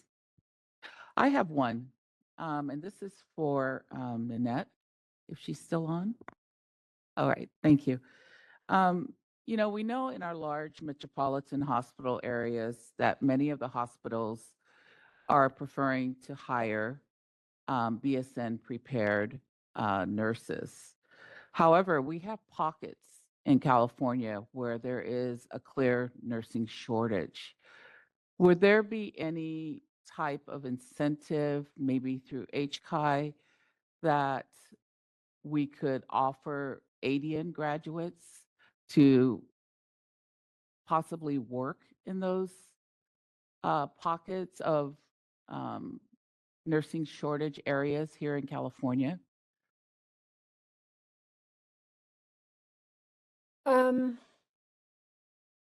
Well, I want to just make a general comment, and that is we would love to see all of our ADN graduates pursue their baccalaureate degree, right? And the Rebuilding Nursing Infrastructure Grant that I mentioned before, another prioritization that colleges priority scores they can get is if they are partnering with CSUs so that there's a very smooth transition of the ADN student into the BSN so that sometimes they can take classes for the ADN and the BSN almost simultaneously. And so there's that. So I don't want people to think that, you know, there isn't a pathway. There's a huge pathway and there's a lot of effort put into doing that. HCI does have scholarships for where they will pay. Is Eric still on? No, Eric's not here. HCI has scholarships for nurses, and if you get a scholarship, I think this year they'll pay up to $8,000, and you have to agree to go work in an area where there's an RN shortage. So they do. There is that kind of financial incentive for that. And I'll kind of add to that just for our board to consider. Yeah. So HCI does have tuition reimbursement for people that choose to work in those underserved areas. But one thing that we really need to make sure that we understand is up until just a couple of years ago, ADN degrees, 2 years of community college were free for many, many, many people. And so there was no need to seek that tuition reimbursement. The other thing that happens with that is if you are getting Pell Grants, if you're getting other sorts of grants to assist you through, especially with the community college, your debt is minimal and sometimes paid off or non-existent when you graduate. So you will kind of pull more of the student that did not attend a community college into those areas, whether it's ADN or BSN or ELM. Into those areas because they do have a greater debt. But even with that in mind, that is not what we're seeing with the data. Where you go to school is typically where they stay. And so that was one of the things that Eric is not on, but he was kind of alluding to is that HCI is looking at that in next steps. What can they do to incentivize programs to come into those rural areas to allow for students to go to school in the area that there is that need so that they can stay in that area as well. So more to come. We don't have answers on everything, but that is something that is being looked at and incentivized to bring people to those areas. Thank you, Lori. Any other questions or comments? No? Oh, Board Member Jovita Dominguez. Hi, I do want to just say in our region in Salinas Valley Health, they actually were accepting only BSN, and we were losing those nurses because they were going back home, either up north or down south. And so what our hospital did was accept again the ADN graduates with the understanding that they would get their BSN. And that was not an issue. They were getting their BSNs. It just was after they graduated. So that would be an option if other institutions could think of that. Oh, sorry. Yeah, we do. So you'll notice on each one of our education licensing materials, when you're looking at your continuing approval table, or if you're looking at your AIS, for when they're brought in front, they mention, do you have matriculation agreements, or do they have any type of those agreements? And they'll say yes. And so I would say hands down, majority, if not all of our nursing programs have those agreements with private colleges and universities as well as public colleges and universities. They're all intertwined there, and they will do RN to BSN. The one thing that Nanette was specifically talking about is the concurrent enrollment. So not that matriculation where they finish ADN and then go to BSN. The concurrent enrollment is something that was brand new. It was piloted in Riverside. I was actually the nursing education consultant when that occurred, with Tammy Van Holt, who talked earlier in public comment. And they figured out a way that you can be enrolled in 2 academic institutions at the same time with financial aid. And so the CSUs took the financial aid, and then through agreement that went through with grants and other types, we're able to allow for the ADN. And that was where we also learned through Tammy is that the first 2 years, most of them were free. A lot of the students at Riverside come out with a zero debt at that point. And that was really highlighted. They did a whole kind of talk throughout community colleges to see what can this be done. They piloted it. They extended that pilot out to 2 or 3 different other schools. And now that is actually up and running in a much more functional manner. And a lot of CSUs are doing these concurrent enrollments. And so you guys will see on your tables in the Education Licensing Committee where you'll see curriculum changes, and it'll say that they have now partnered with these schools and they will complete their ADN and get this BSN in just 6 months after they finish their ADN. And so all of those curriculum changes, when they have these concurrent enrollments, are done through our NECs, put on those tables and brought forward in our board materials, and you guys vote on them each time. So it's happening and it's good stuff. Board Member Vicki Granowitz. Last question, I promise. And this may be a stupid question, but some of these issues came up. I'm assuming they'll be part of the strategic plan. Potentially. We can't predict a year in the future. And if I did, Yvonne would murder me. She would.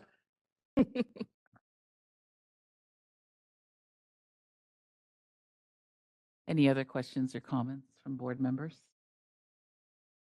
All right. Nanette, thank you for hanging in there with us. We appreciate you and Eric giving us this presentation. Very, Sure. very informative and very thought-provoking in a lot of ways. And I do want to apologize if I was antagonistic. It was not my intent. It was not my intent. So thank you again. Thank you. And no, I didn't think you were antagonistic. All right. Do a break, or you want to do next agenda item? I think we're okay to go on through 6.0, but Okay. should very fast. All right. We'll probably break for EIC or break the phones.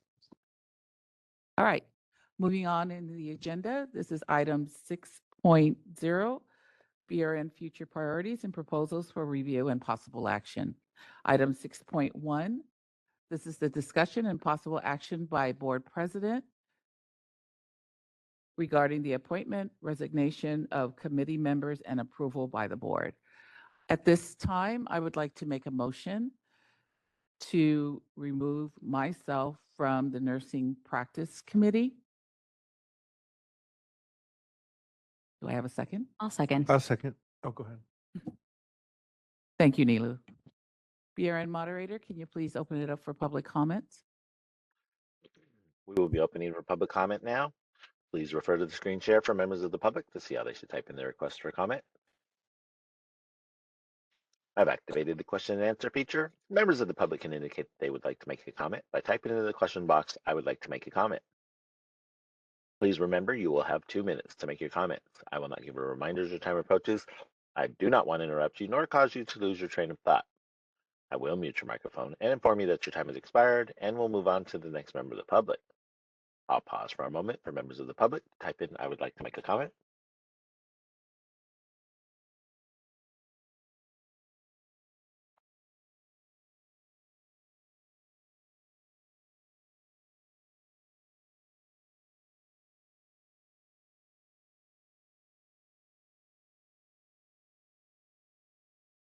Malik King would like to make a comment. 1 second, please.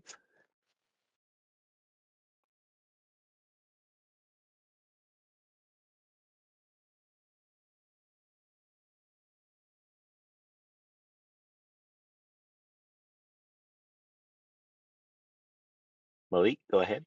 Yes. Am I being heard? Yes, sir. Excellent. Just want to say thank you. I missed the last meeting. Sorry, I wasn't in attendance. But I just want to say thank you. I know that with the nursing shortage and the staffing shortage, you guys have a lot on your hands. Starting off as a licensed vocational nurse when I was 19, and then becoming a registered nurse when I was 23 in 2007. I've seen the nursing shortage get worse. And hello? Excuse me. I've seen the nursing shortage get worse, and I think that it is going to continue to get worse until we do more things that we're currently speaking about, and to incentivize people to get their LVN even before their RN, and then their ADN, before their BSN, which would, I think, encourage more people, because it might be overwhelming for some people to pick up. So for some people to think, oh, I have to get my bachelor's degree in nursing in order to become a nurse, which is not true. But some people don't know that. So I think we need to encourage more LVNs and LPNs to push towards the ADN, which is what I did, and then the BSN. I'm currently 3 classes away from removing the C from my BSN and PHN. So thank you guys for allowing me to come back into the nursing world to do that. And I just want to say thank you guys, and keep moving forward. We appreciate you guys. Thank you for your comment. Board President Trujillo, there are no other public requests for comments on the WebEx. Do we have any in-person requests for comments there in HQ? No, there doesn't appear to be any requests for comment here in HQ. Thank you. Would you like me to close this window? Yes, thank you. Okay, so we have a motion on the floor. We'll take it to a vote. Dolores Trujillo votes yes. Vice President Nilu Patel. Patel votes yes. Board Member Jovita Dominguez. Jovita, yes. Board Member Patricia Nguyen. Win, yes. Board Member David Lawler. Lawler, yes. Board Member Vicky Granowitz. Granowitz, yes. And Board Member Allison Cormack. Cormack, yes. Thank you.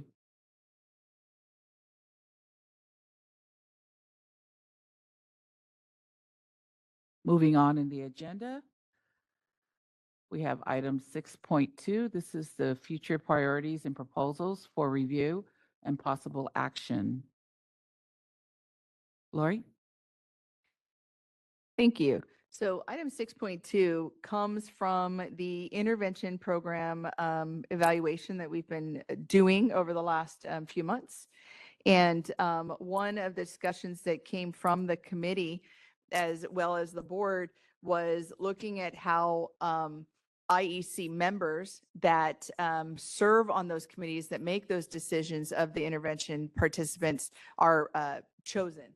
And one of the requests from board member Cormack was that we as the board members should participate in the interview process for that. And so we are asking to formulate a subcommittee, which is 2 board members, to work with the intervention program manager as well as the vendor to review and look at the IEC committees and committee applicants, and have them do an interview process prior to being brought to the board and voted on to come in. And so that's background, Dolores, and I'll let you take it from there. At this time, I would like to make a motion for Patricia Nguyen and Neela Patel to participate in this committee for the consideration of IEC appointments. Kavita seconds. Oh. I'm going to ask you to modify that motion slightly because you actually have to formulate the subcommittee and fill it. So you just filled it, but you need to formulate it as well. At this time, I would like to accept the establishment of a board subcommittee to review the Intervention Evaluation Committee IEC applications. And then say who's being. I would like to also appoint Vice President Neela Patel and Board Member Patricia Nguyen for this subcommittee. Now you can second it, David. I second David Lawler. Thank you, David. VRN moderator, can you please open it up for public comment? We will be opening for public comment now. Please refer to the screen share for members of the public to see how they should type in their request for comment. I've activated the question and answer feature. Members of the public can indicate that they would like to make a comment by typing in the question box, "I would like to make a comment." Please remember, you will have 2 minutes to make your comments. I will not give a reminder as your time approaches. I do not want to interrupt you nor cause you to lose your train of thought. I will mute your microphone and inform you that your time has expired, and we'll move on to the next member of the public. I'll pause for a moment for members of the public to type in, "I would like to make a comment."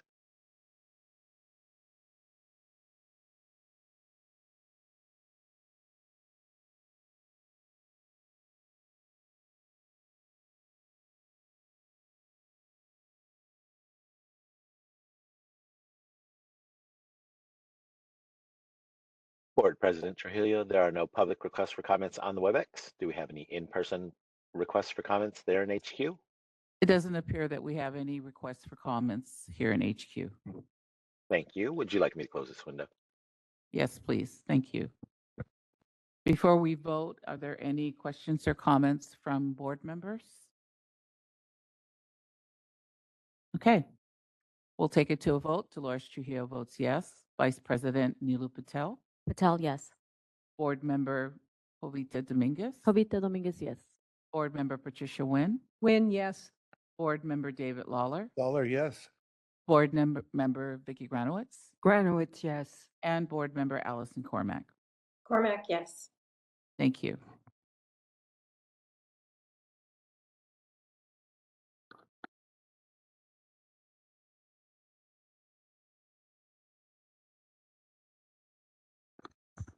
At this time, we're at item 7.0. This is the report of the Nursing Practice Committee and our Chair, Vice President Neela Patel.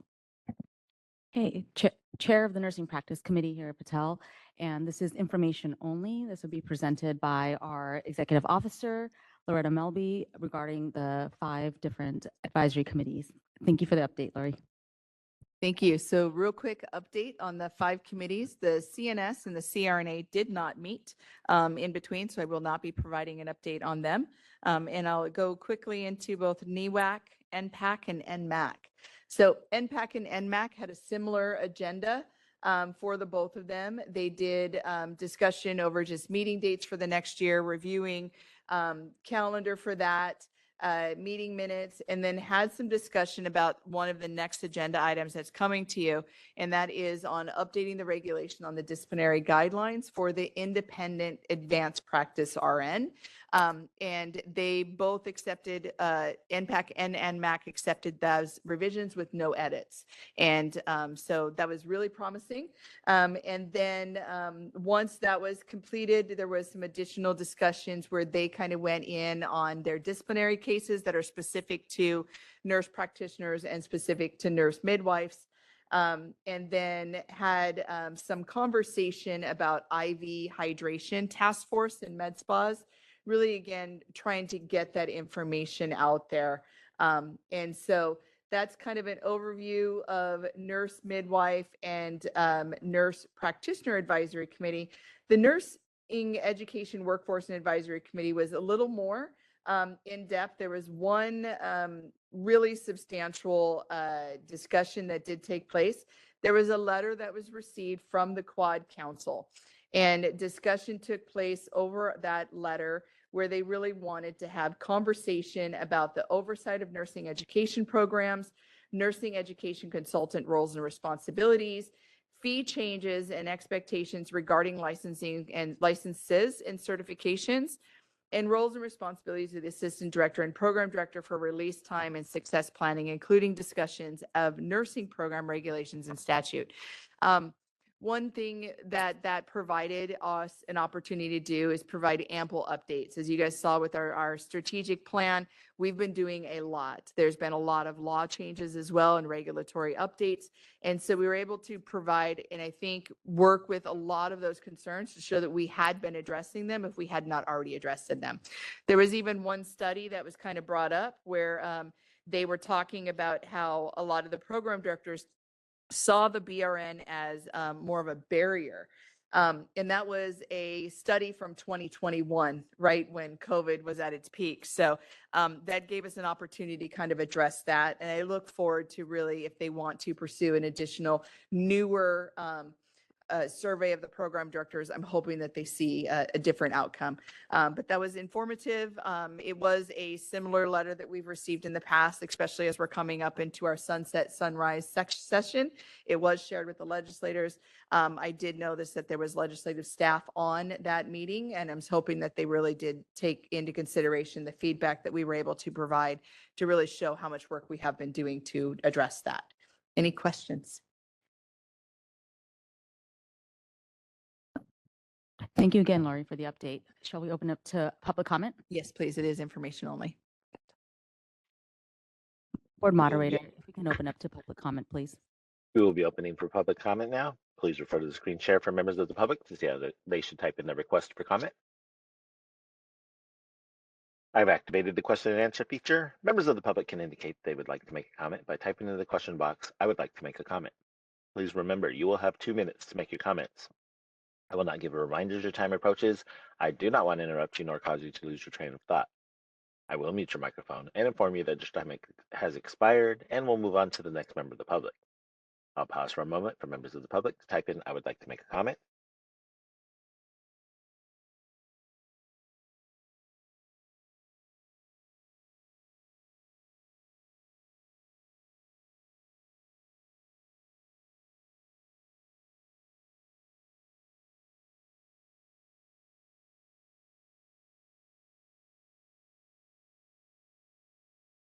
Elizabeth Townsend would like to make a comment. 1 second, please.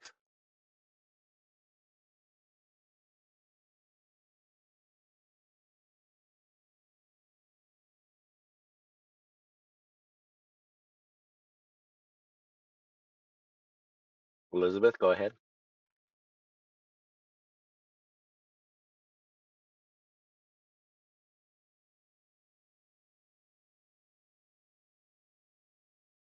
Elizabeth? Are you there? We can hear some noise.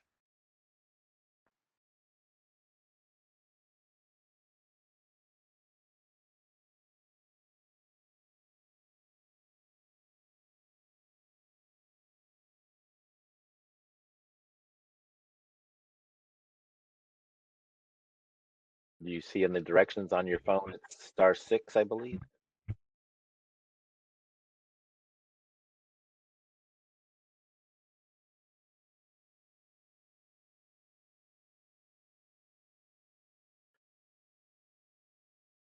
Okay, she typed in, just to clarify, PHN is not a separate licensure anymore nor cost. Thank you for your comment. Board moderator.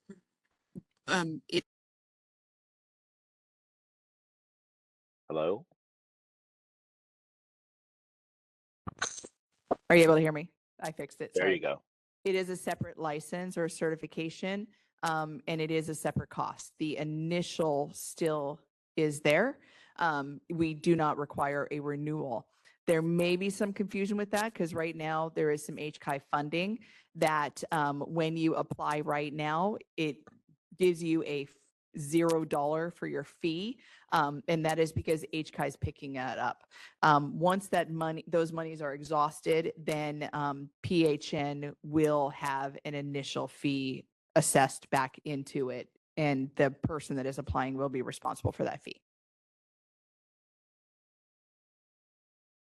Thank you. Committee Chair Patel, there are no other public requests for comments on the WebEx. Do we have any in-person requests for comments there in HQ? Thank you, Board Moderator. We do not have anyone requesting a comment here in HQ. We can go ahead and close this window. Thank you. That concludes agenda item 7.1. Thank you again, Lori. So we'll open up 7.2 and we'll have Marissa and Stephen Vong if you guys want to approach.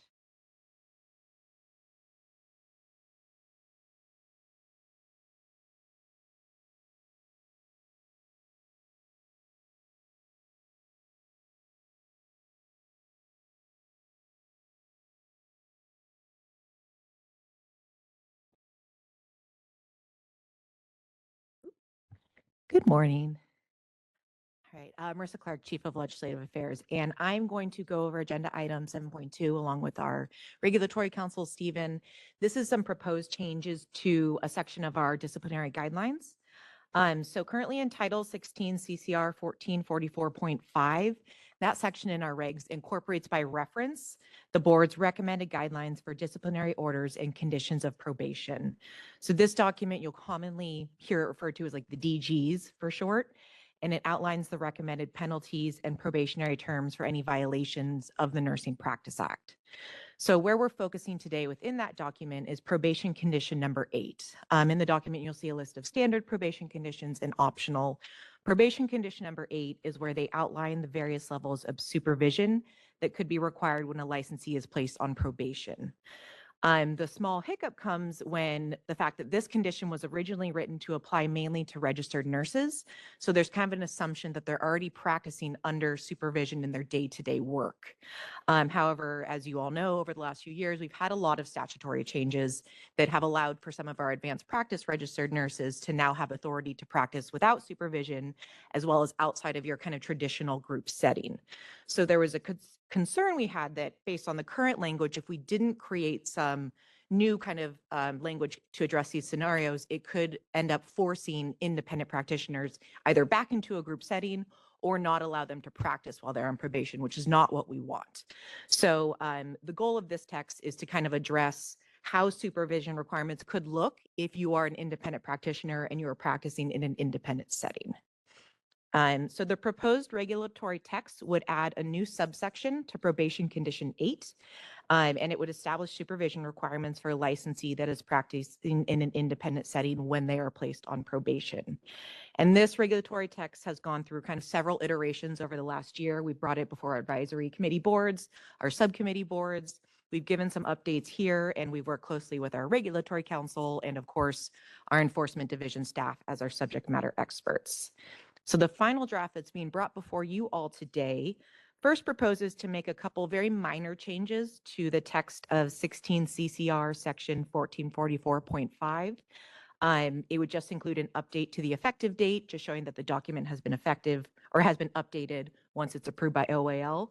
And it would be adding a new reference to the government code section within the reference section. So very kind of minor cleanup.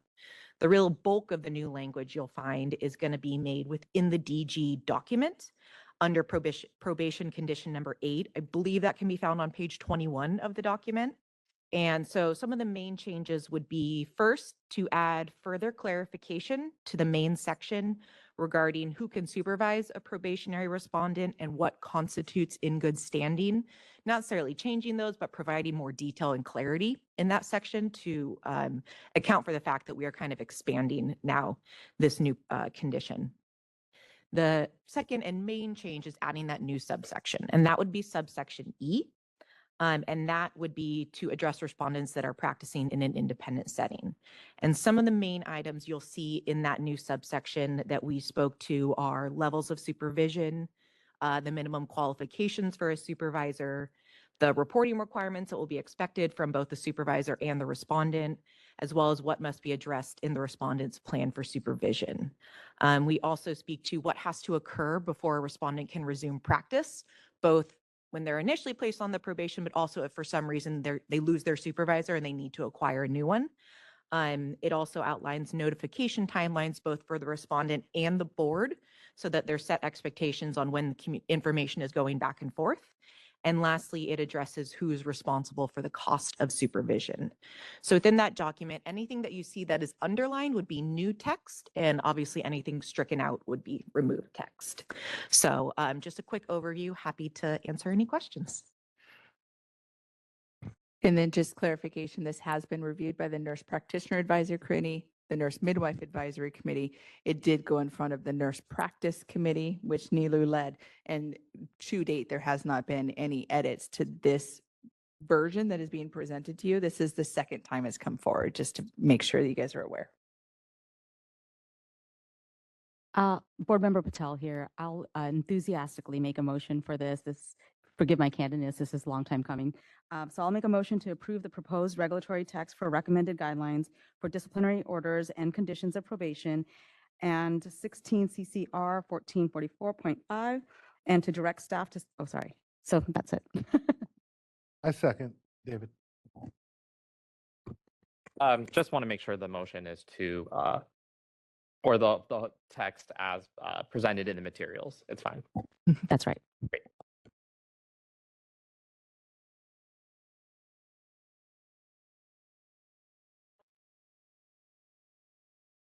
Not sure why my mic is acting up.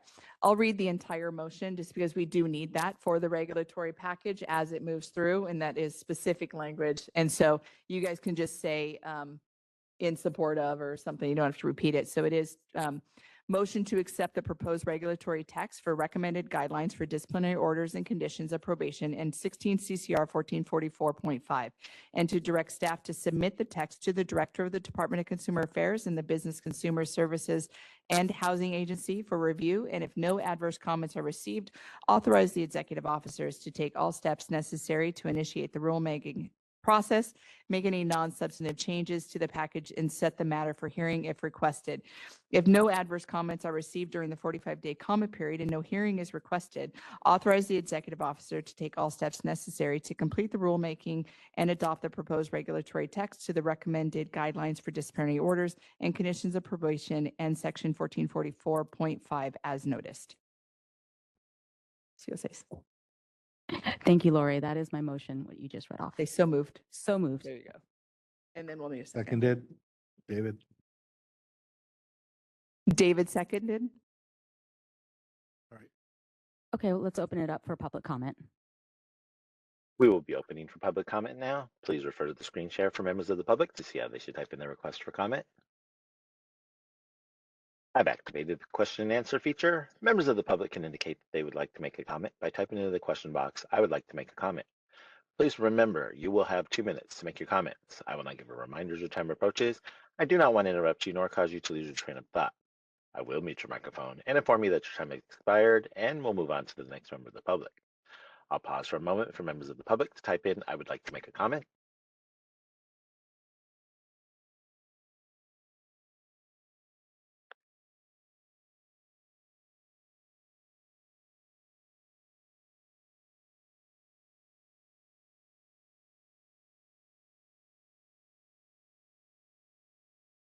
Committee Chair Patel, there are no public requests for comments on the WebEx. Do we have any in-person requests for comments there in HQ? Thank you. We do not have any in-person requests for public comment. Thank you. Would you like me to close this window? Yes, please. Thank you. Let's go and take a roll call to move the motion. Board Member, President Dolores Trujillo. Dolores Trujillo votes yes. Board Member David Lawler. David Lawler, yes. Board Member Tricia Nguyen. Nguyen, yes. Board Member Jovita Dominguez. Jovita Dominguez, yes. Board Member Vicky Granowitz. Granowitz, yes. Unanimous, the vote carries. Oh, excuse me, Board Member Allison Cormack. How can I miss Cormack, it? yes. And I believe Chair Patel, you need to vote as well.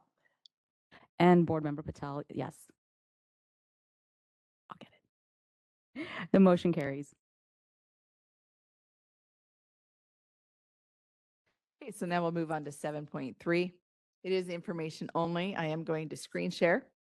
There's been a lot of requests for updating our website, and I just wanted to share that that is slowly starting to happen.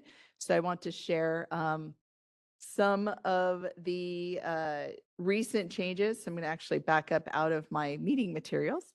And so this is our landing page, rn.ca.gov. There is one section here that we highlighted earlier, if you, I believe in a previous meeting, education, and then you go into statewide nursing student enrollment data. And this is what we kind of talked about earlier, where this is a recording of all of the board actions that our board has taken since 2018 forward. And so you'll see that this is the annual student enrollment increases approved through board actions since 2018. It does break it down by region. And then here is where the UCSF regions are over located in the green and the BRN regions are located in the blue. They don't align at this time. We are working with UCSF to see about aligning them in the future. And then below, you'll see the annual survey report census by data. This actually was supposed to move and it didn't yet. Sorry. We'll get that updated. And you can see region 1 year by year through region 10 growth. Then you'll see the annual school survey report by data, and it does share that as well. And we will fix the kind of layout of this. I apologize. And then new student slots approved through board enrollment increases, and you can see ADN. So total growth from 2023, we're looking at about 3,000 new slots. And it does break it down that there's 30 ADN, 1678 BSN, 1291 ADN, and that's just for year 2023 of new enrollments that you guys have reviewed and approved. And then all pre-licensures. So if you wanted to know what each school has done, you can go through year and just go through, it's in alphabetical order. And then finally, there is one more here, sorry, all pre-licensure school enrollment growth 2018 present. Statewide nursing program details here. And then this section I like, so when you guys are considering growth and on the data sheet, it says it's region 8. You can come in here and click on region 8. That shows you highlighted where region 8 is located and then all the action that you guys have done in that area. And so that is all there. This is a very, again, labor-intensive manual process that really our chief of licensing oversees, working with the supervising NECs and myself to get this data up. And we're hoping to move this to an electronic database that can just be updated and populate the web. But we wanted to get this information out and have it available while we wait for that IT component to come forward.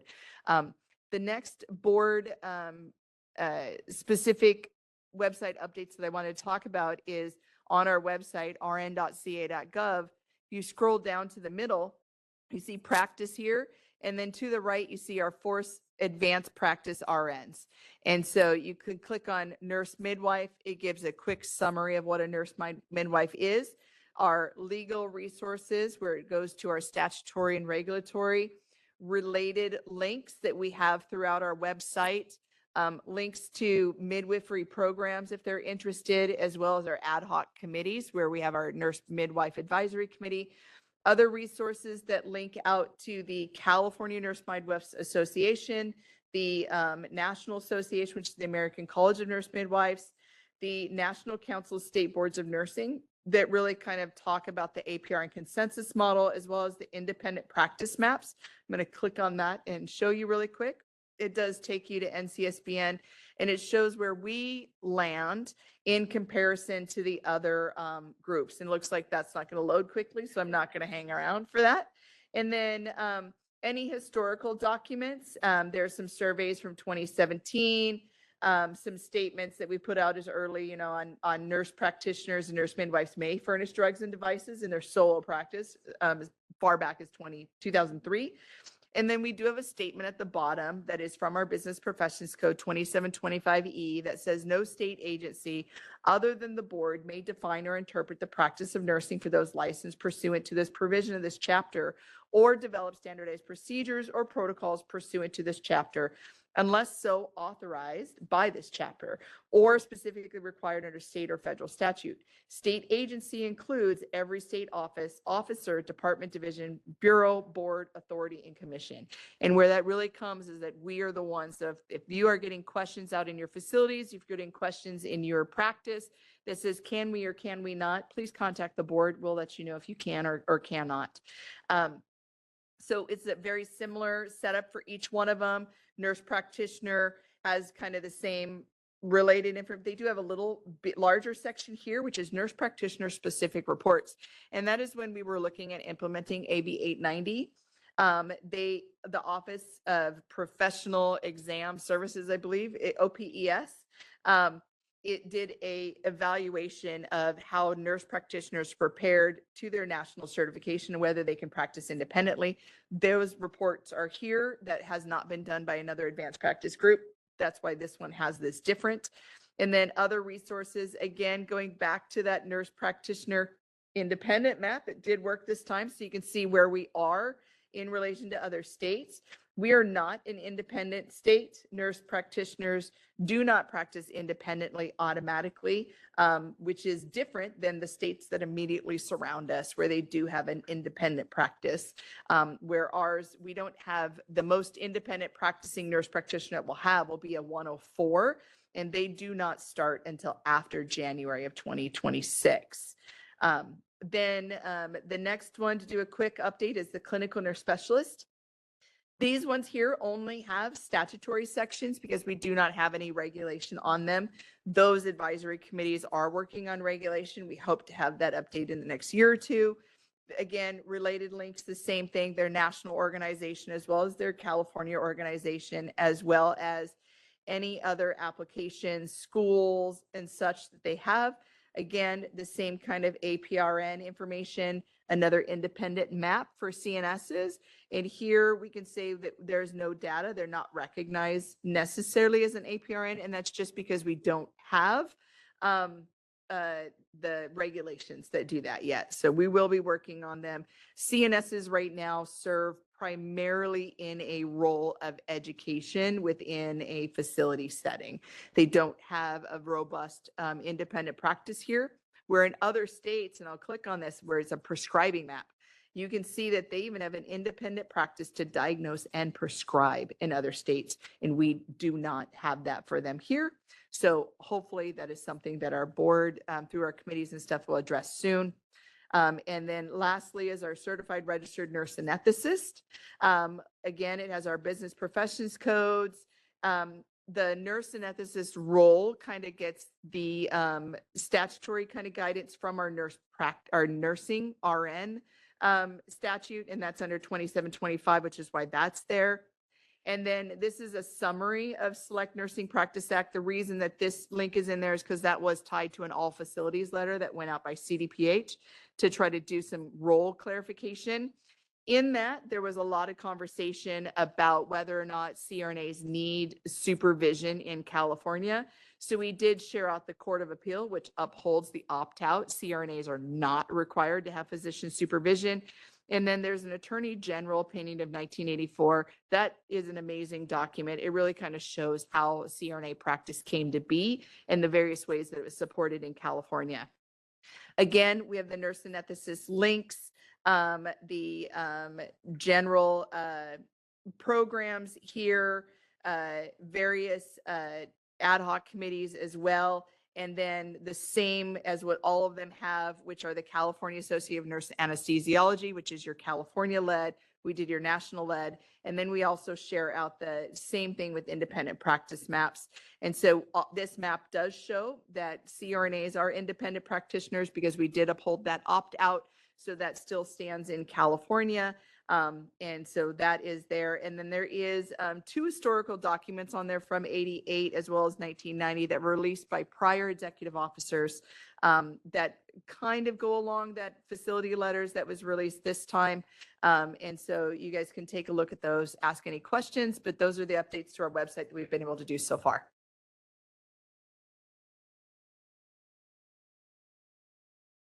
Okay.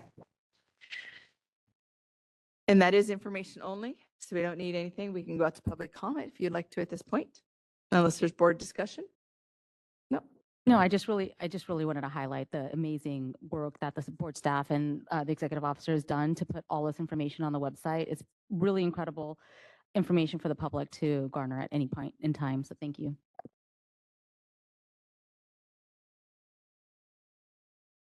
Any questions or comments from board members? No? Public comment. BRN moderator, can you please open this up for public comment? We will be opening for public comment now. Please refer to the screen share for members of the public to see how they should type in their request for comment.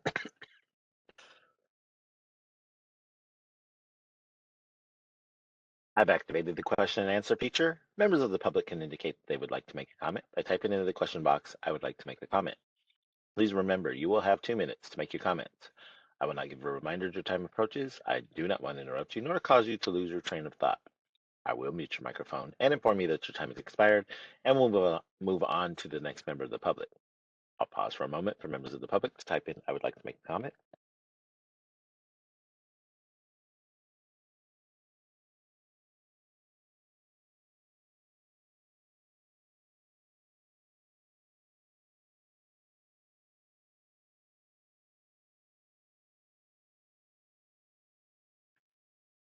Board President Trujillo, there are no other public requests for comments on the WebEx. Do we have any in-person requests for comments? There. No, there doesn't appear to be any requests for comments here in HQ. Thank you. Would you like me to close this window? Yes, please.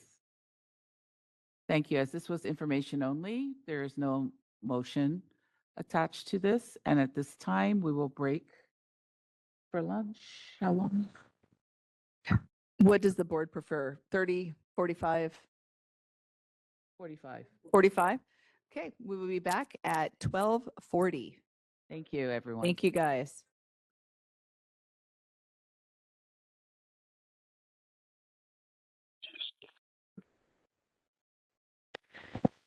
Okay, Neelu Patel, our board vice president, is going to do roll call to establish a quorum. Okay, resuming the meeting, we'll establish a quorum. Board Member Patel, present. Board Member Lawler. President, let me turn the mic to you. On record. Lawler, present. Trisha Wynn. Wynn, present. Jovita Dominguez. Jovita Dominguez present. Vicky Granowitz. Granowitz present. Allison Cormack. Cormac present. And I see President Dolores Trujillo walking in. Present. Thank you. We've established a quorum. Board moderator, can you please elevate Dr. Mary Ann McCarthy, please, to a panelist?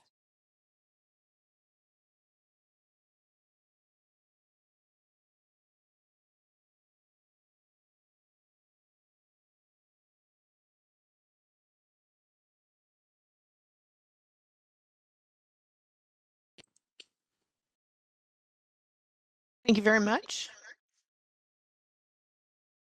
Good afternoon. I'm Mary Ann McCarthy. I am a supervising nursing consultant and a liaison to the Education Licensing Committee. Would you like me to begin? Happy to.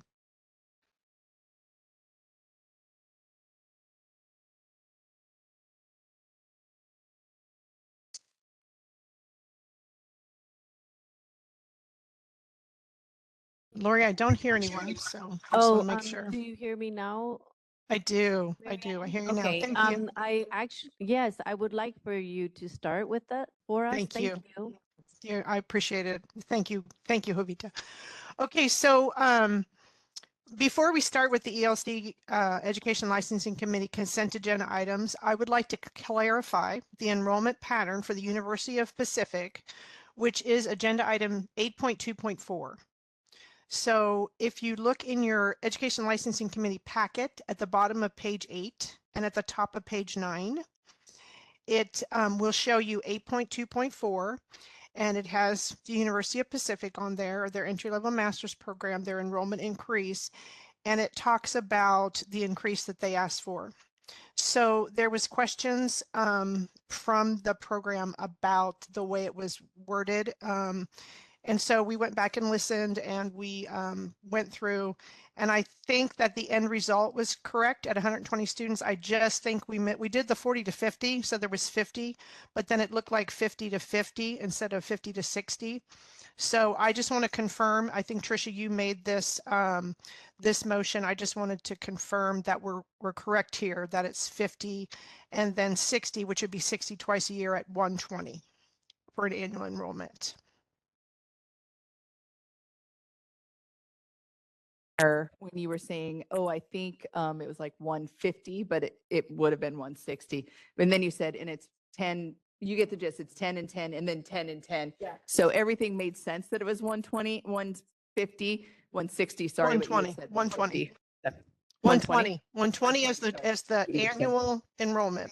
There you go. 50 for the first admission, then 60 twice a year moving forward. Yep. So that would make 120 for an annual enrollment.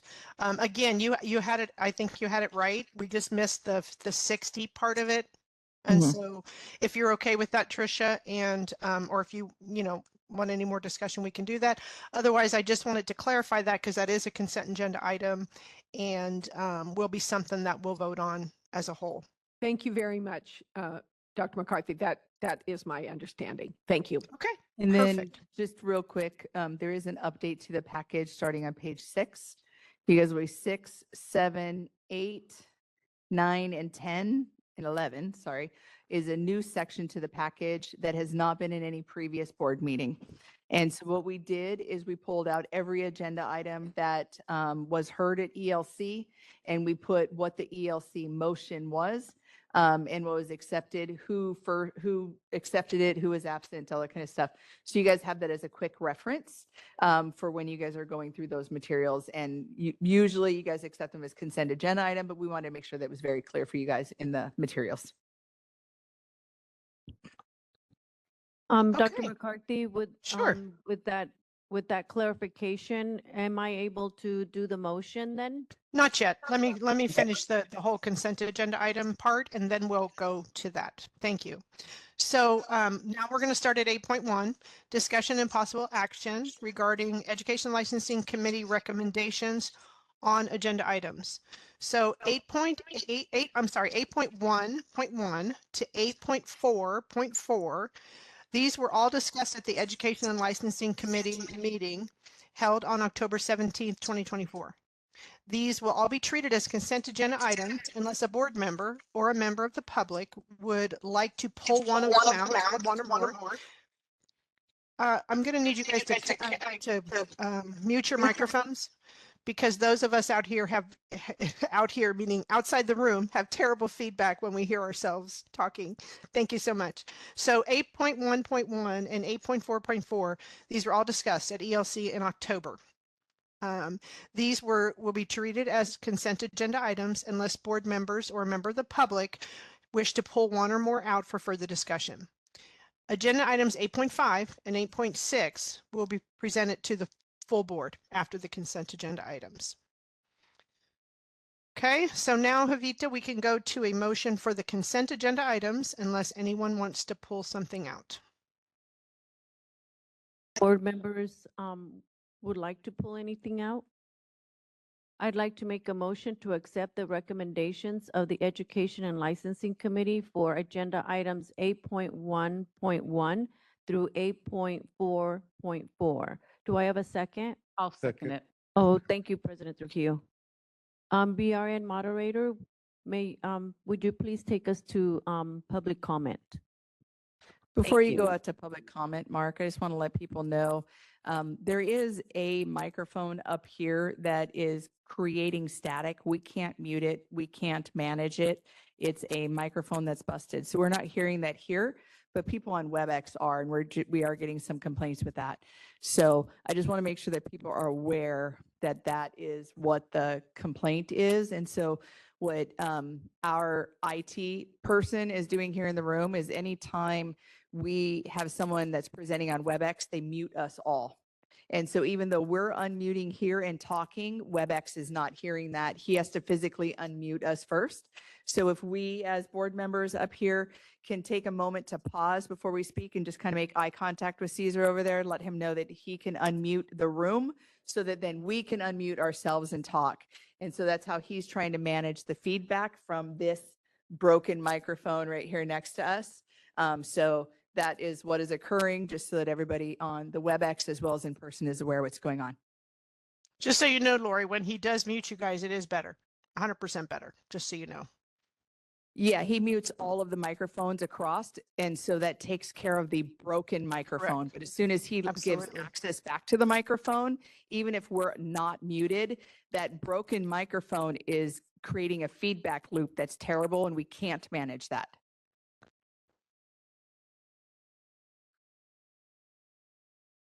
Can I go now?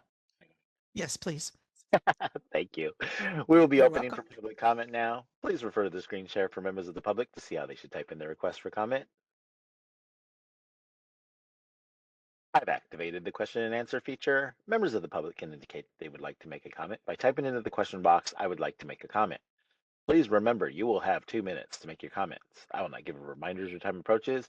I do not want to interrupt you nor cause you to lose your train of thought. I will mute your microphone and inform you that your time has expired, and we'll move on to the next member of the public. I'll pause for a moment for members of the public to type in, "I would like to make a comment." APRN Watcher would like to make a comment. 1 second, please.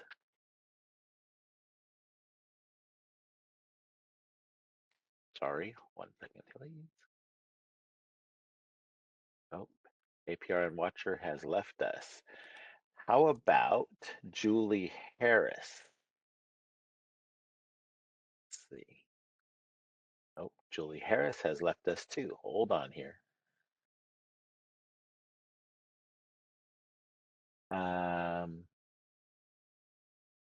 Let's try Lebeth.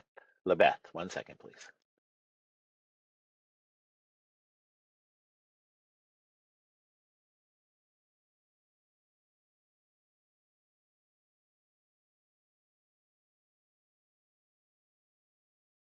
I'm hoping you can hear me. Yes, ma'am, we can. Go ahead. Okay, I just want, is this where Purdue Global University receives final board approval, or have we not come to that yet?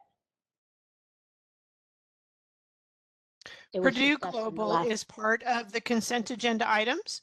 So once public comment is over and we go to the vote, and if the board votes to approve, then yes, everything on the consent agenda, which includes Purdue Global as an out-of-state MP, for your students to do, or for the students to do clinical in California, yes, after the vote. Okay, thank you. Mm-hmm. Thank you for your comment. Carla Moreno Pena would like to make a comment. 1 second, please.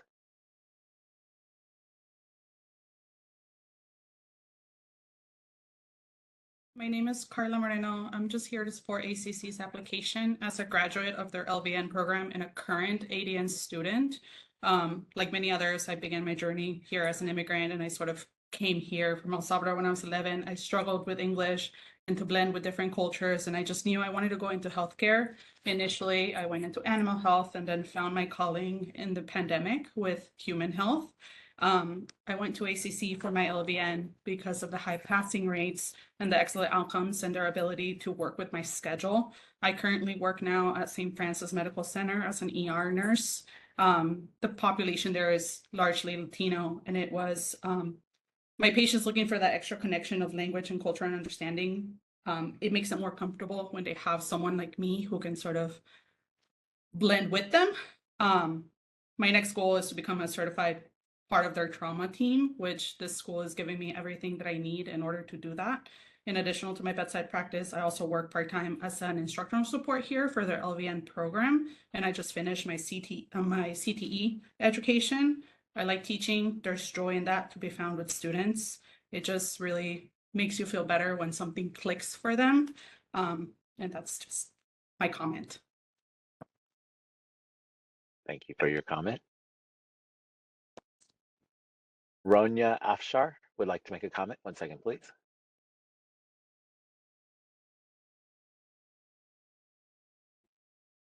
Ronya Afshar, and I'm speaking today to support ACC's application as a graduate of LVN program and current ADN student. I moved here from my country when I was 18, and it was very difficult for me to go through the changes, cultural differences, and all of that. But all the challenges with English writing and reading stopped me from pursuing my dream. I decided to go to a different route into dentistry. After 10 years in dentistry, I still wanted to be a nurse. So I decided if I never tried, I would have never find out if I could do it. So I took the next step and applied to ACC LVN program. I graduated with a 3.95, and the confidence that I got from this, it helped me pursue my next step in ADN program. I'm proud to say I graduate next term. I'm so grateful to ACC for this opportunity because without their support and encouragement, I would have never pursued my dream of nursing. My goal after RN licensure is to master my skills as a bedside nurse, and then after that, I would like to pursue my education and be a psychiatric nurse practitioner. During my rotations with low-income hospitals, I realized how important it is for psychiatric patients to be taken seriously and get the medical care that they need and deserve. I hope that you will support this application so other people like me have the opportunity to step into the larger role as an RN. Thank you for your time. BRN moderator, Yes. before we go to, is there any more? I just want to make a One. comment before. One more. Okay. I just want to let everybody know in public comment that these programs, ACC included, are all recommendations to be approved today in a consent agenda. So we're happy to hear your comments, but if you're want to speak in support of any of them, they're already on the, we're going to vote now for them to be approved. Thank you. Go ahead with the next one. Thank you for your comment. Harry Ma would like to make a comment. 1 second, please.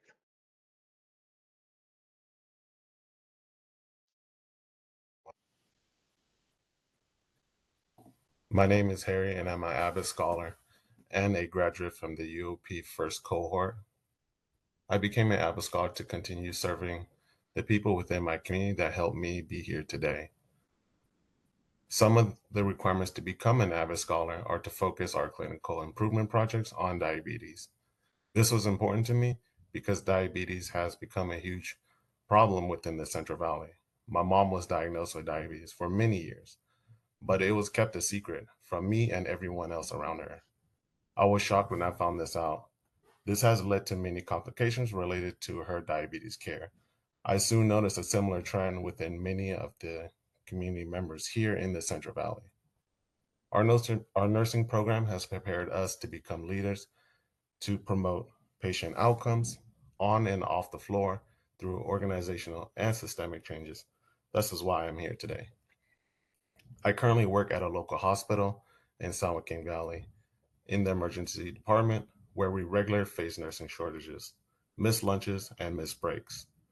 This contributes to simple mistakes, premature fatigue, as well as nurses leaving the field. Please help us combat this issue with enrollment increases. Thank you. Thank you for your comment. Committee Chair Dominguez, there are no other public requests for comments on the WebEx. Do we have any in-person requests for comments there in HQ? No, we do not. Thank you. Would you like me to close this window? Yes, please. Thank you. I'd like to vote. This is Jovita Dominguez voting yes. President Trujillo, Dolores Trujillo votes yes. Vice President Nilo, Patel, yes. Vicky Kranowitz, Granowitz, yes. Allison McCormack, Cormac, yes. Trisha Wynn, Win, yes. and David Lawler, yes. Lawler. Sorry. Thank you. Motion carries. Thank you very much. Moving on to agenda item 8.5, discussion and possible action regarding continuing approval of a pre-licensure nursing program after coming into compliance. This is for West Coast University Baccalaureate Degree Nursing Program. Information about this program can be found starting on page 131 of the packet. West Coast is in person, and if the representatives could come to the table in the in the room, that would be fantastic. Okay, and while they're coming up, I'm going to give you some background. West Coast University had a joint continuing approval visit with the BRN and the College Commission on Collegiate Nursing Education in the spring of 2024. West Coast had one area of noncompliance, 1432B, which states, an approved nursing program shall not make a substantive change without prior board authorization. The noncompliance in 1432B was discovered in 2018 and was brought to the Education and Licensing Committee that year in October. This noncompliance was not brought in front of the board until after legal proceedings were settled. West Coast University's noncompliance and enrollment increase request was presented to the Education and Licensing Committee and to the board last fall in the fall of 2023. At that time, the board approved an enrollment request and gave West Coast 1 year to come into compliance with the new enrollment pattern by this meeting, November of 2024. On October 17th, 2024, which was our last Education Licensing Committee meeting, West Coast came prepared to be in full compliance with their next program enrollment start, which was October 28th. Since compliance would be achieved after the Education Licensing Committee and before the board meeting, they are here today.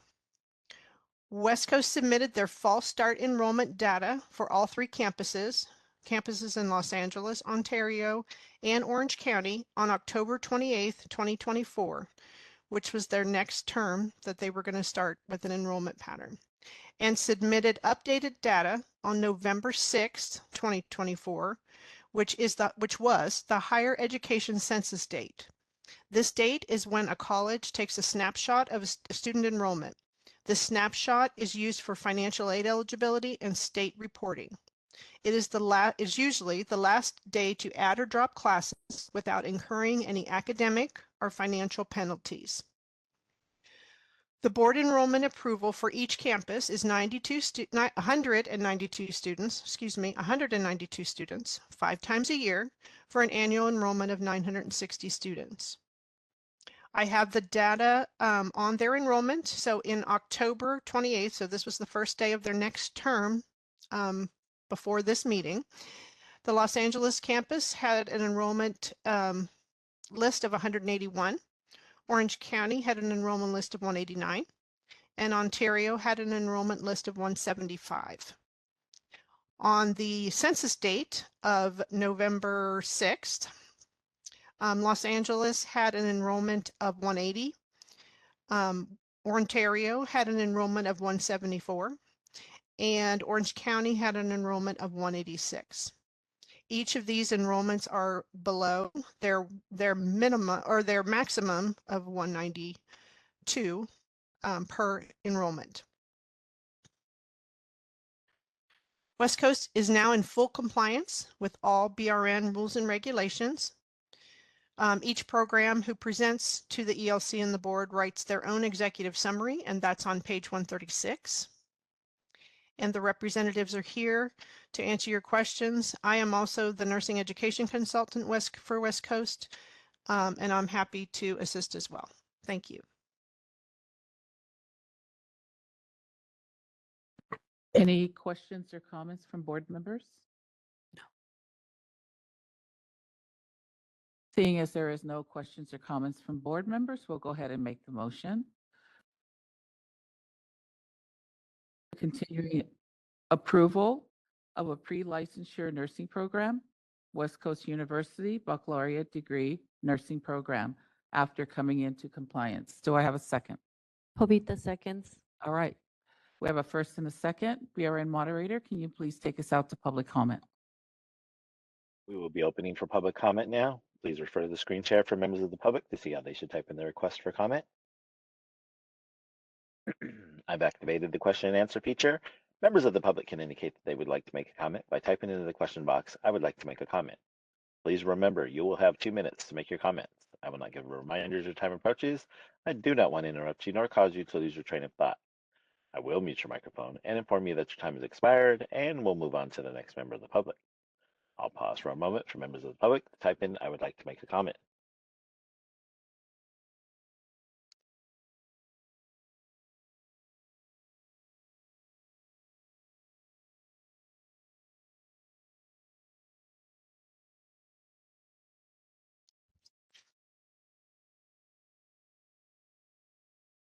Board President Trujillo, there are no public requests for comments on the WebEx.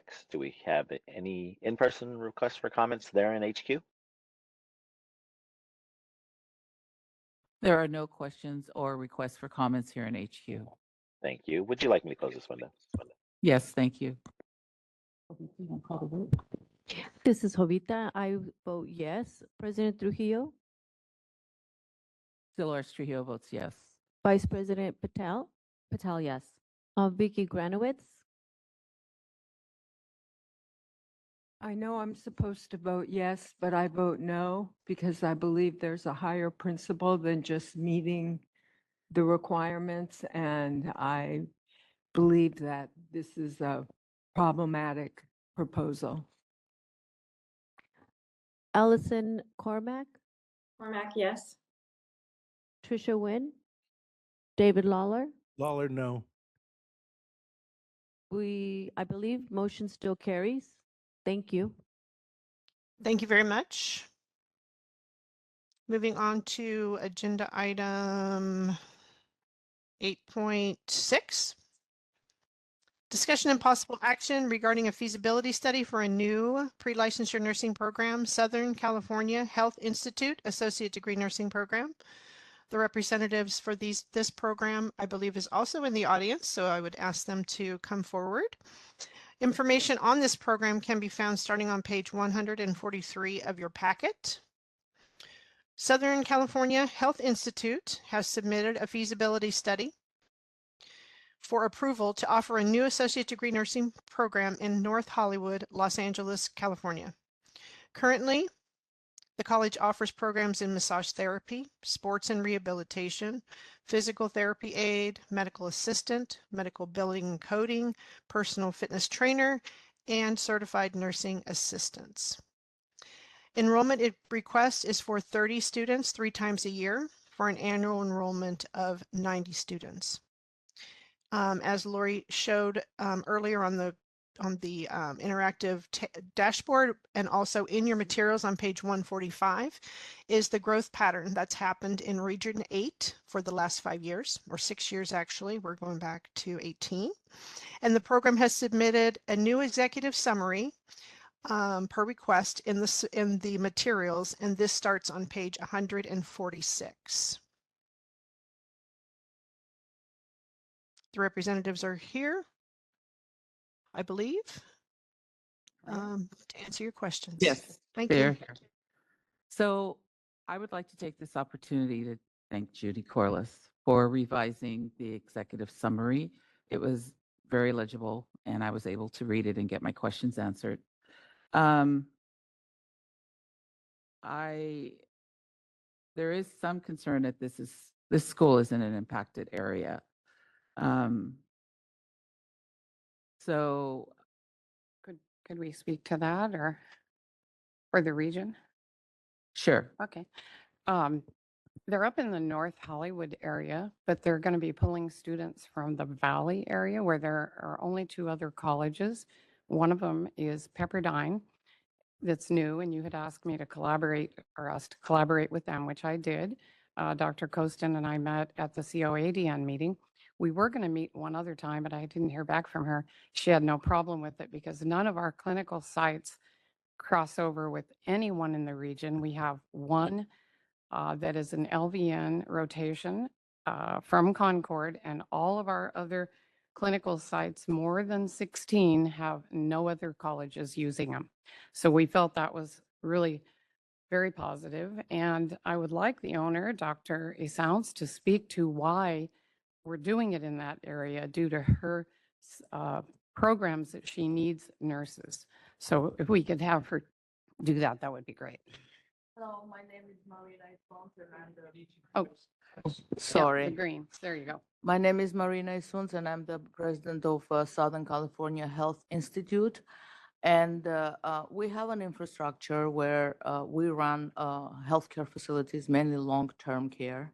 And the reason for us to try to open this program is because we're having a very hard time finding RNs for our long-term care facilities and other health establishments that we have in the area. And the main reason for us to want to, we're a boutique school, small school, and that's why we're asking for first year only 60, I believe. 60. 60 and 90 after that. Most of our clinical sites don't have any other schools, RN schools using them as clinical sites, and some of our healthcare facilities are our clinical sites where we actually need a lot of help from RNs. My staff is retiring, and I'm having a lot of problems finding nurses. And I would love to, we would love to produce them ourselves and give them excellent training and know who we will hire in the future. And also, most of our clients are Spanish speaking, and it's very hard to find the Spanish speaking RN and nurse in general.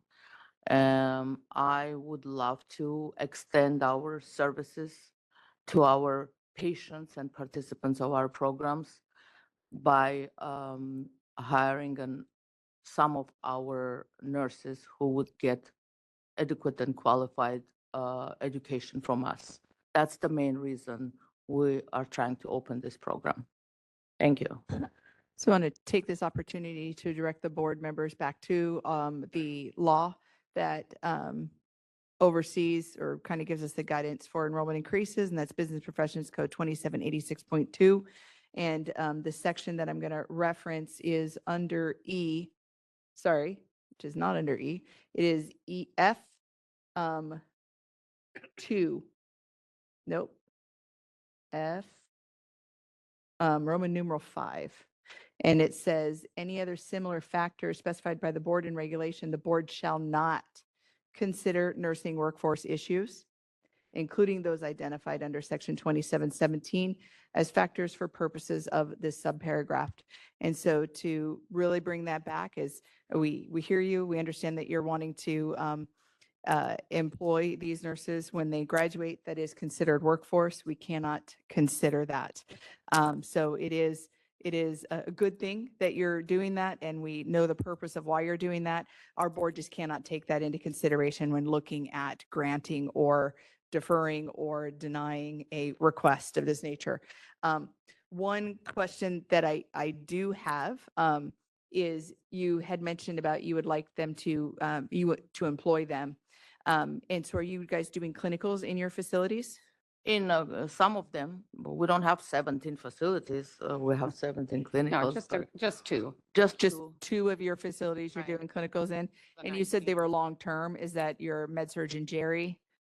Fundamentals and fundamentals. Well, fundamentals is part of your med surg. Yeah, we don't break out fundamentals Right, when just in we're the looking at it.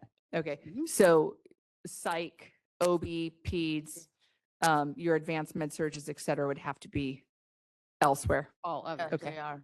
We Thank have a you. full list, and it is in our packet, and we've got about 19. 4 of them are just holding until they see that we get the feasibility to go forward with the self-study, and then they will finalize the paperwork.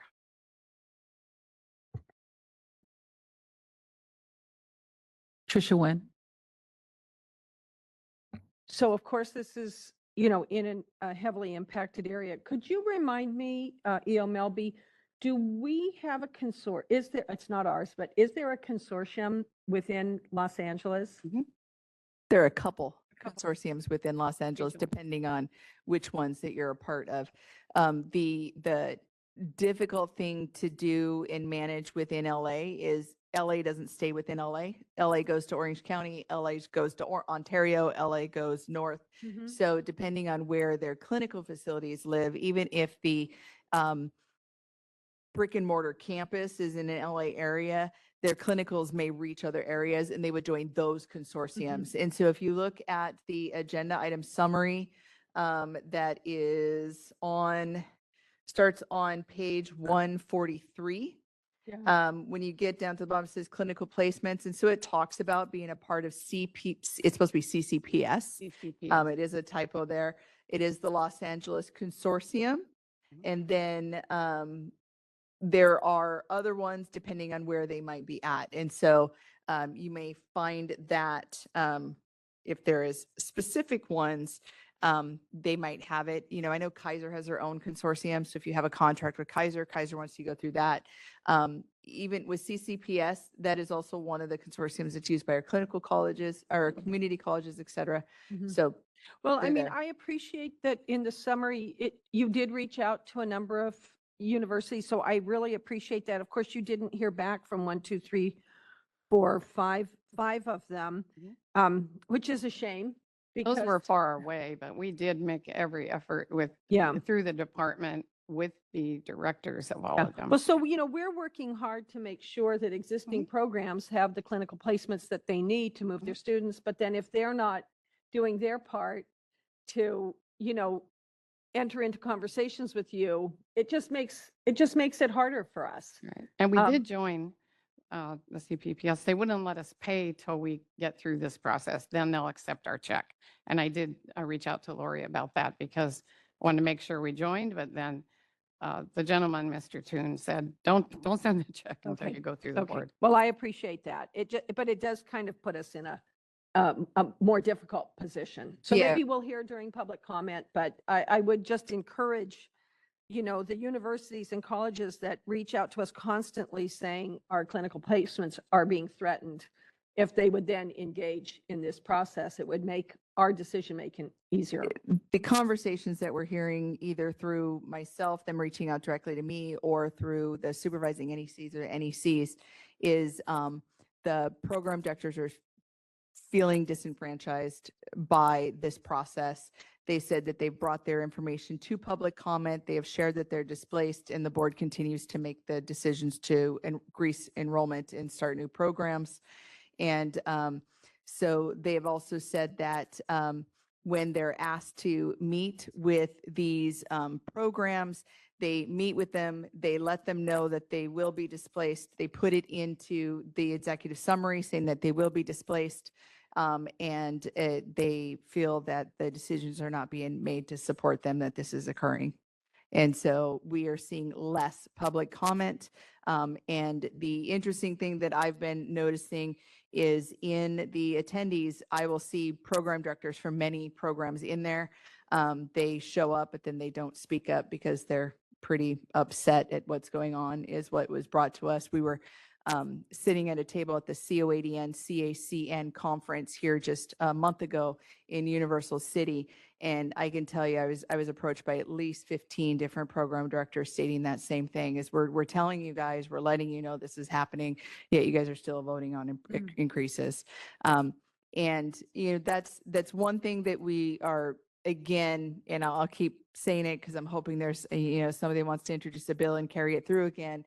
That bill that Senator Roth put through that was going to give us strong data, not just, we're working together and we're collaborating and we have these contracts with these facilities, is the board would then have data. And that's really where the board needs. We do have another technological tool that will be hopefully released by the end of this year. It'll be in its kind of infancy. We'll have a cleanup, and that is a clinical facilities authorization portal. And that will take the place of the EDPP 18s. Oh. When that is released, we'll be able to pull reports by school. You'll get to see what school is assigned to which clinical sites. We will also be able to do reverse of that. So if we want to pull up Cedars-Sinai, you'll be able to see whoever is associated with Cedars-Sinai per our approvals. And so that will make it more helpful, but we're not quite there yet to give you solid data to make these decisions on. So like you've said in previous meetings, Tricia, you're doing your best guess to kind of manage and orchestrate this, and we don't have all the information. Thank you. I particularly know the clinical displacement situation everywhere, and we made sure that our clinical sites didn't have anybody. So each and every one of the forms that you see, they are required to also put who who is going to rotate in their programs, and there are none except one LVN program in our whole grouping, because it is up in that North LA. It doesn't come down, and I believe Dr. Kaleo can tell you her students currently are driving 3 hours from mid LA. So we're not going that direction. If you want to talk about that at all. Yeah, most of our students are coming from the valley, and the ones that are coming from LA proper, on the other side of the hill, down towards Inglewood and those places, it's an hour and a half commute by public transportation for them. And that's just 5 miles, right? No, I'm joking. I know Like- it's about, yeah. But, we really do see a need for localized in the valley itself programs.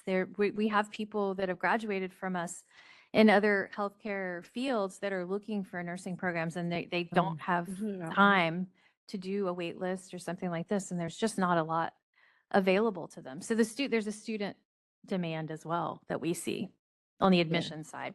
The other issue that our board is very cognizant of is the clinical placements you have today may not be the clinical placements of tomorrow, right? And so a school can come in and say, I'm using only clinicals that are not impacting anybody else. And then we've had those reports up where we've had approval come through and they say we're not impacting. And then 6 months later, we can say this school actually the one that displaced us. And so that just makes the board member's job here just more difficult, because we can't say you are only approved to utilize those clinical placements and you can't use anything else. And so that becomes problematic as well. So we would come back, should you approve us, we'd come back at self-study to make sure those are still available. We're going to be dealing with them along the way over time. So I have excuse me, I have a little bit of a concern. This growth is in Region 8. And Region 8 has seen over 1,422 students as far as enrollment increases between the years of 2018 to 2024. So that's a concern in this area. Myself, I would be willing to grant you the 2 cohorts for the first year. And the second year, I would be willing to take the number from 30 down to 24, and you would have 3 cohorts at 24 for a total of 72. And then we could come And back. this is subject also to the board, Okay. approving this. The 2. So I'll do my typical spiel. When you decrease the enrollment frequency, that affects clinical placements and affects faculty. So I just want our board to take that into consideration. If you have a curriculum that's built to enter 3 times a year, and you've got faculty to staff 3 times a year, and you've got clinical places to accommodate 3 times a year, if you decrease that down to 2, there is an intercession where faculty will not have employment and where clinical placements will not be used. So if you've got a program set up to do 2 enrollments a year or 4 enrollments a year, we ask that you always take that into consideration and only address the number per enrollments, not change the enrollment pattern, because that changes employment patterns. And so I know that you're trying to be very strategic and have 2 one year and 3 the next year. That may not be feasibly able to be implemented from a business aspect and may negatively affect faculty or the ability to keep and retain faculty. So would it maybe to look at this a little differently, to go ahead and approve the 24 times 3 cohorts a year and leave the 30 times 2 alone? So if I'm going to try to kind of guess what you're trying to do here is we have 30 students 3 times a year. If you look at that pre-COVID, that's 3 clinical groups for each enrollment, right? So you're looking at probably the impact to the community. I'm assuming by you decreasing to 24, you're probably looking at what our clinical placements have been post-COVID. Is that kind of where your thought process is going? So And Well, also the enrollment increase. and the enrollment increases. Okay. So when you're looking at clinical placements, previous to COVID, we would do a 10-to-1 ratio easily. You'd have 10 students out in the clinical site. So you'd only have 3 clinical sites or 3 clinical rotation that you'd be trying to accommodate in the community for each one of these enrollments. Now that we're hearing is nobody's taking 10. So if you, what you're trying to do is probably decrease down to an 8 clinical site or a 7 clinical site, something to that. Is that kind of it? So then you would do that times 3 and that would give you that lower number. And so still keeping it at 3 clinical clinical groups for each enrollment, but making it more of one that's obtainable. So then, yeah, so what you would do at that point is you would keep the 3 times a year and you would decrease to what you believe would be the lesser of the impact to the community, which would be 24, which is 3 clinical groups of 8. Is that correct? So then that would keep it at that. So go right ahead. You know where that came from is we had asked for an April start, which would only give us 2 for the year of 2025. And then the following year, given we're doing well, we continue on with those 3 starts at 30. So that's where the Yeah, I 60 see the came from April. twice for next year, because we wouldn't have we have the self-study we're working on pending this, but we wouldn't start in January, obviously, because we have to come back to board. So that's where that 60 came from. So what the board typically does is we don't predict that you're going to come back at any point to start. Right. We give you, on average, we expect 6 months for a self-study to go through. And then we fully expect you not to enroll anybody until that self-study is approved no, we and wouldn't. accepted. No. And so if you've got set dates for start where you do spring, summer, fall, what are your enrollment dates? We were going to typically? do April and October, but we would set it 3 times a year based on your current schedule, Jessica, so she could. So what speak is to your that. current 3 times a year schedule? Right now, we would just base it at every, like, it would be March, August, and then towards the end of the year, November. October, I Yeah. think, yeah. March, August, October, November. yeah. So what our board would typically do is vote on that enrollment pattern. And if you were approved prior to March, you can enroll in March. If you're not approved prior to March, you would go to your next enrollment, et cetera, et cetera. And so they don't try to say 2 this year and then 3 this year because we don't know what your approval will be. Okay.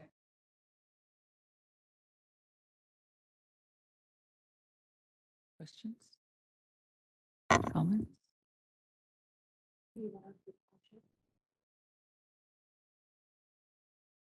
Any This questions? is Mary Ann. So my understanding is that we're looking at 24 students 3 times a year. Yes. And that's what we would approve. And whenever they start, they start. Even if there's 2 in the first year or 1 in the first year, 3 in the first year, that's still their Yes. enrollment pattern. Thank you. Any questions or comments from board members? Go ahead, Board Member Vicki Granowitz. I don't understand why we keep approving programs in impacted areas. I just don't get it. And having grown up in LA in the Valley, it's porous. I mean, it's porous. We drove into LA. I lived in the Valley, but we drove to LA to go to the movies. We drove to go to the beach where Pepperdine is. I mean, even in the traffic, which again wasn't as bad in the 70s, but it's just a way of life for people that live in LA. And so I kind of, and I know we're not supposed to take it into consideration, but they've already told us their plan is to expand. And so I believe them. No, we when didn't say They're going to that. say We didn't that, say that. even though we can't take that into consideration. And it isn't that I think you're all good people. I think you mean well, but we hear that from almost every applicant. And your paperwork isn't so different from everybody else that talks about the fact that we need more nursing. That's like white noise at this point. You have to do a whole lot. You need to rethink, because telling us we need more nurses, it doesn't mean anything anymore. Plus, we know with the projections, we're going to have enough nursing staff. So I think this is just going to add to the problem we already have in the impacted area. And convince me that we're not just exacerbating the problem. I mean, convince me. These are nice. Can I things. convince you? No, I'm not talking about I'm you. sorry. I already know what you're going to say because I've heard it pretty much a million times. Not to be offensive, but trust me, after sitting here for all these years, I doubt there's anything you can say I haven't already. But So there's one item I can bring up. November of last year when West Coast was brought forward, we did decrease their enrollment exponentially. Not to the extent that some of our board members want, but we did decrease that. And that decreased in Orange County, in Anaheim, as well as Ontario, which are what these areas come from. And so there is, as of October 28th, when West Coast adjusted their enrollment, there is going to be less nursing students in that area based on that decrease of almost 700 students not being picked up by West Coast University, which is why in this area over the last year, since that board motion was done, our board members have taken that into consideration. They did increase an 18 increase at UCLA. They did an increase at other ones. So it was kind of right sizing from when they pulled some of that excess out of that West Coast enrollment and then distributing it amongst some of the other schools that are in that area that are answering that enrollment. So we have not increased the LA area past what it was previous to West Coast when we decreased them. So what the schools are still feeling in that area is the enrollment from West Coast University, because they didn't decrease their numbers until the 28th of October, which just happened a couple weeks ago.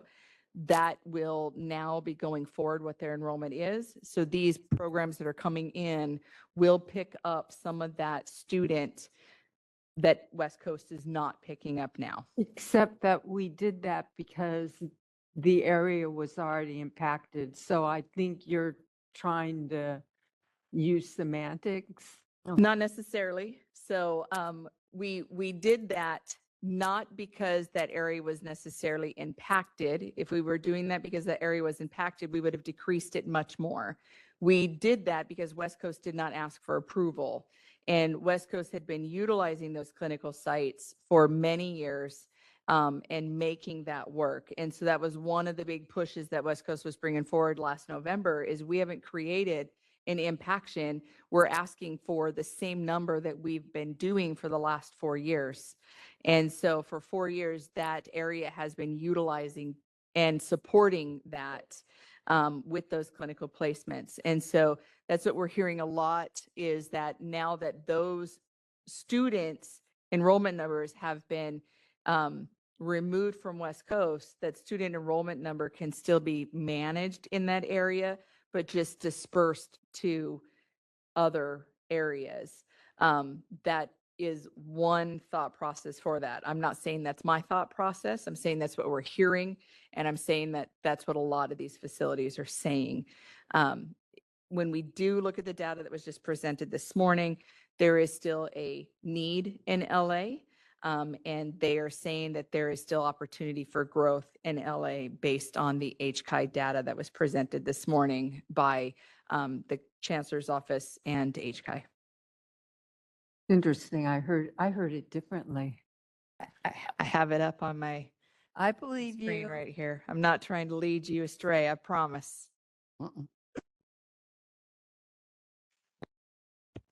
Board Member David Lawler. Thank you. And it's just a comment. It's an observation based on what Board Member Granowitz just said. The reality of any expansion, whether in areas are impacted or not, is, in my opinion, and I may be wrong as a public member, I usually am, but No, you're not. based more on what none of us can control, which is the impaction of the clinical placements. So for any future request, the reasoning of, oh, there's a nursing shortage is irrelevant to me. I know Vicky called it white noise.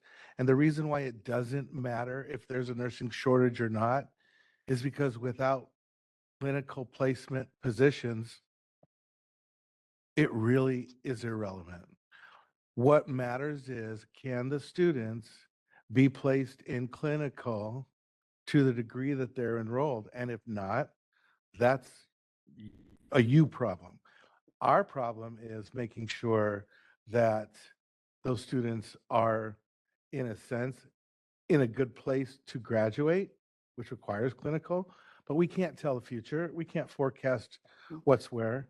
And I know I'm outnumbered here in terms of, the thinking, but I just want to be on the record to say nursing shortages don't matter in this request, in this conversation, because whether we have one new student coming in or 1,000, if I got 10 clinical placements, I got 10 clinical placements, period, in a story.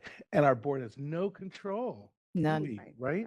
We have no No. authority over telling the hospitals on the way? No, nothing. Okay. No, that was the biggest thing is it was very clearly noticed in COVID when facilities just shut their doors and all the students stopped. Yeah. That we could just ask. We weren't able to say, hey, there's students here willing to help you guys, please take them.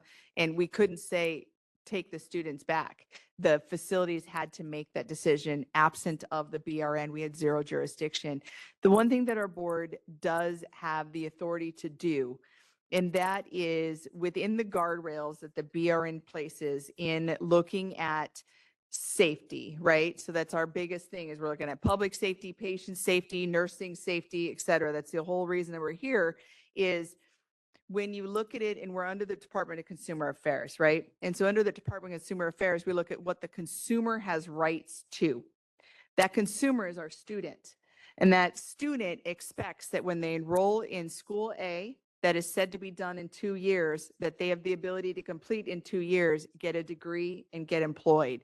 That's why we look at the NCLEX numbers, we look at the attrition numbers, we look at their graduation rates. And that really tells us is that school delivering what they promised to deliver? Taking that one step further is if that school says I'm going to enroll 50 students and they enroll 50 students, we need to make sure there's enough clinicals for those 50 students to graduate at the end, even if a new program comes in. So that's where we have to look at that and say, there is a 50 clinical spaces available in LA, 49 of them already taken. If I grant a new school 3, there are 2 placements that aren't going to get there. Does that come from this school not having 2 additional ones? Or does this kind of go out in the wash when we hear later that 2 placements from schools that were already there are now gone? And that's that clinical displacement that is on our website. And that's where that really becomes the biggest issue is how do you manage the impact to the consumers who are already vested? Yeah.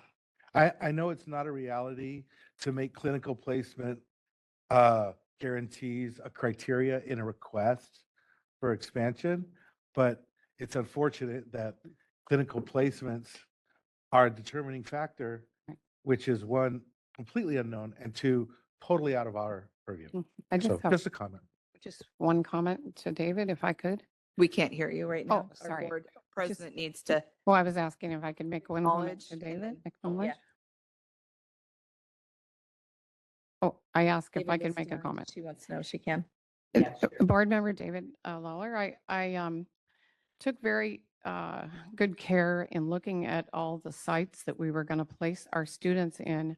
None of them have any other schools. Now, when we come in for our self-study, we will show you that whole list again with if anyone else has come to it, including Pepperdine, which they are not at any of ours, and they are a new program that you've approved. Mhm.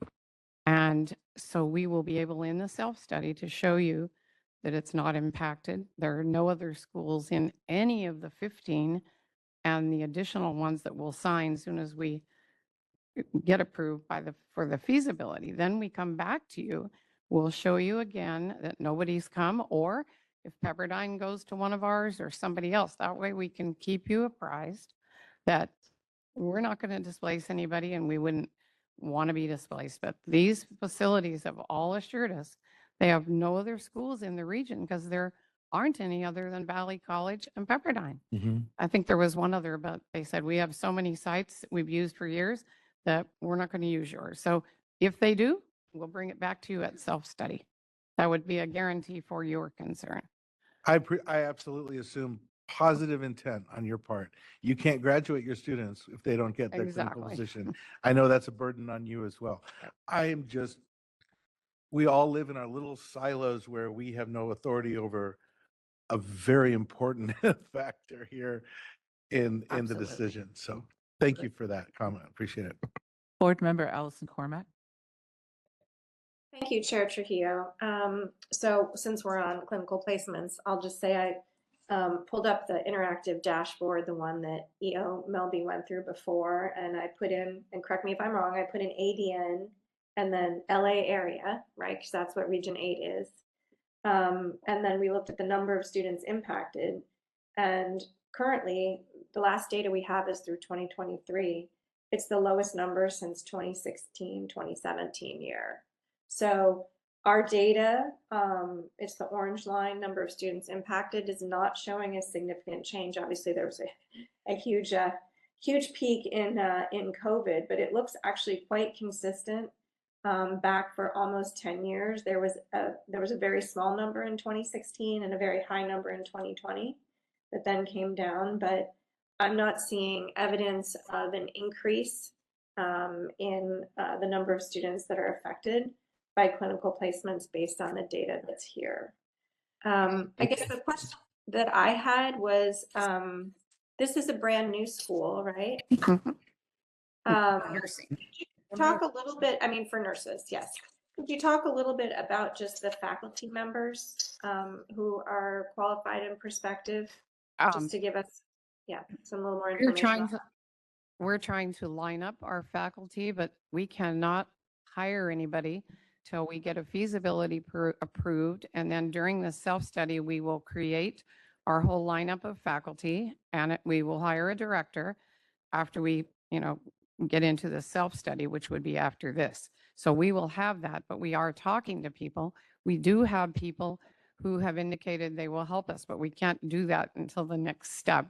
That's number one. And number two, we have a lot of interest in online didactic nurses who will teach for us. And then the clinical, we have interest. But again, I couldn't fill those forms out and turn them into the board yet until we get through this process. And that would be also, Lori could speak to that.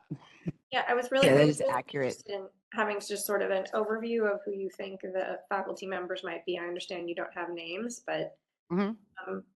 Can you just Several give us? people interested in that region, some for clinical, some for didactic. And I have two people who are could be candidates for director. But again, I've told them we have to wait until we get through the process. But we would put in a fine director that has experience. I've done this a long time, and I don't want to put in a director who has no experience in not only a startup, but running a fine RN program with good outcomes.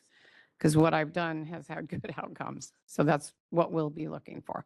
And then just for clarification, the EDP IL1, which is what they have to follow for this, specifically states that after the acceptance of the feasibility, which is what they're here for, that is when they go to hire faculty and program directors. We specifically tell them not to hire prior to the acceptance of the feasibility in case the board says this is not feasible. We don't want that investment of time and money, job opportunities, et cetera, lost if this is not this part, once this is passed. If it's accepted, the only thing the school has to do at that point is come into compliance with all rules and regulations. That's done through the self-study phase.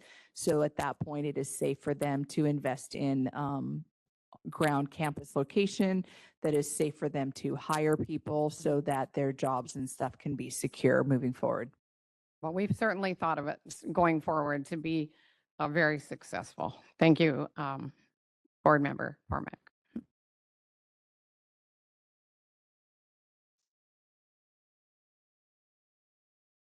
Any other questions or comments from board members?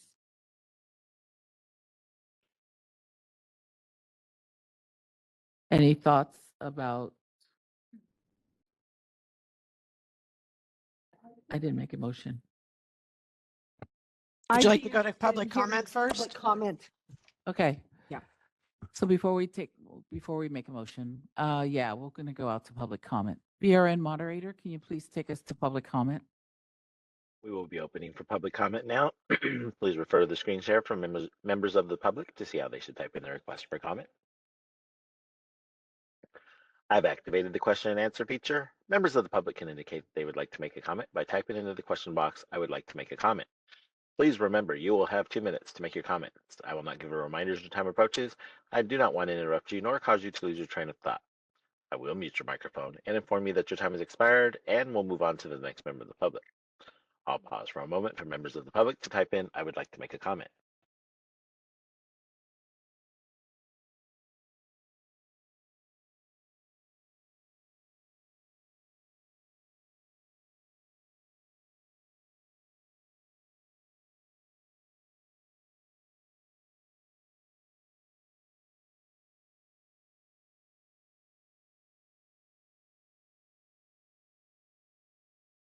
Board President Trujillo, there are no public requests for comments on the WebEx. Do we have any in-person requests for comments there in HQ?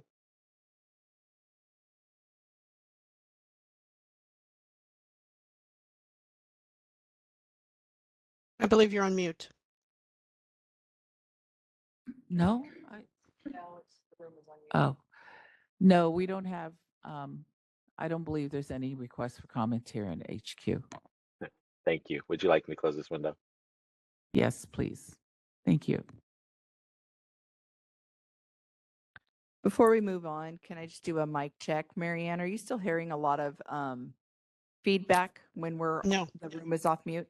No. Okay, no looks feedback. like it's fixed. So Caesar, you can leave the room off mute and we'll see how we work with that so you're not missing. Thank you.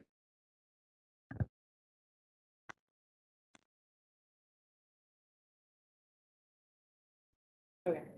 Let's see. So we just heard, or did not hear from public comment.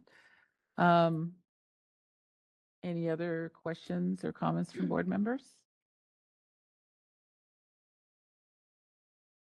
Any questions or comments from the proposal of? Okay.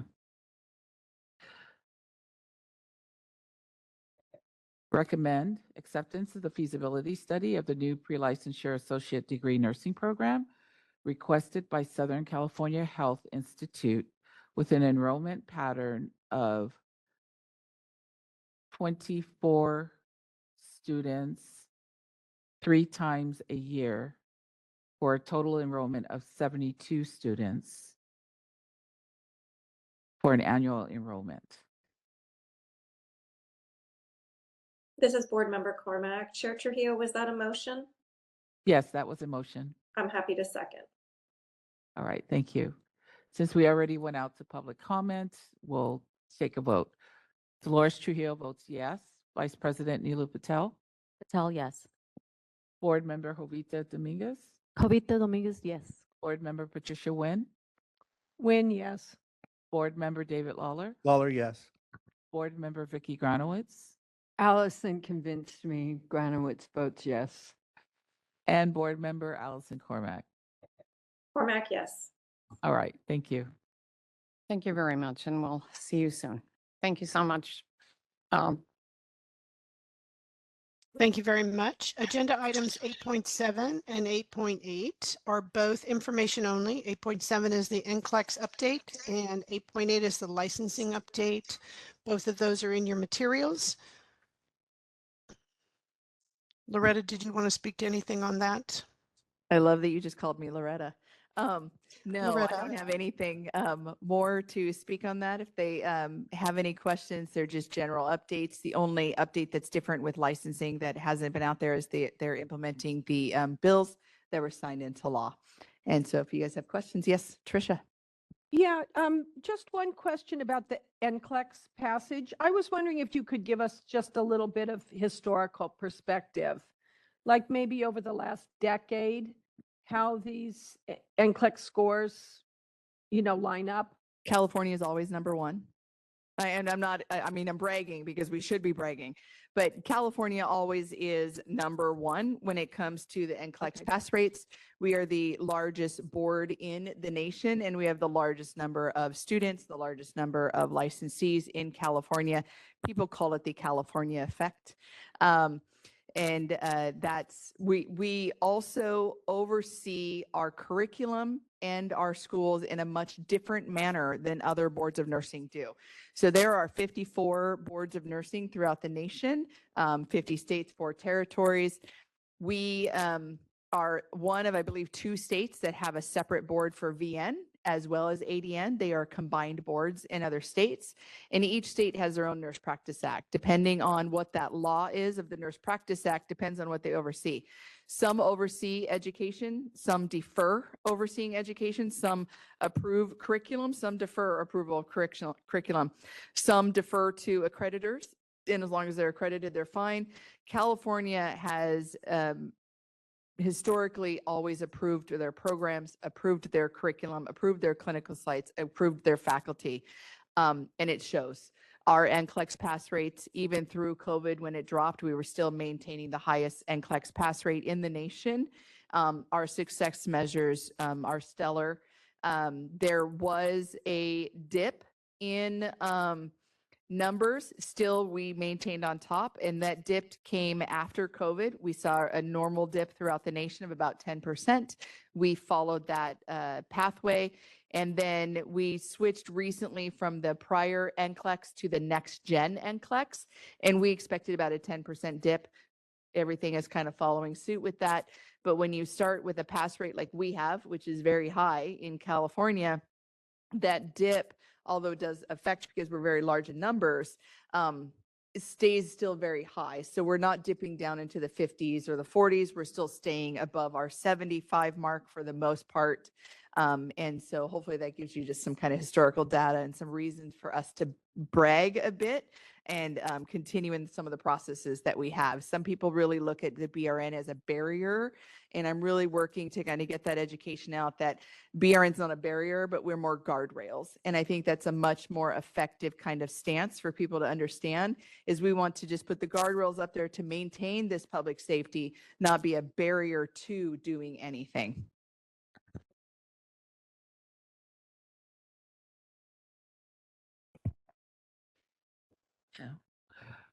BRN moderator, this is information only. BRN moderator, can you please take us to public comment? We will be And for opening. clarification, public comment is for 8.7 and 8.8. We'll do them together. We will be opening for public comment now. Please refer to the screen share for members of the public to see how they should type in their request for comment. I've activated the question and answer feature. Members of the public can indicate that they would like to make a comment by typing into the question box, "I would like to make a comment." Please remember, you will have 2 minutes to make your comments. I will not give reminders as your time approaches. I do not want to interrupt you nor cause you to lose your train of thought.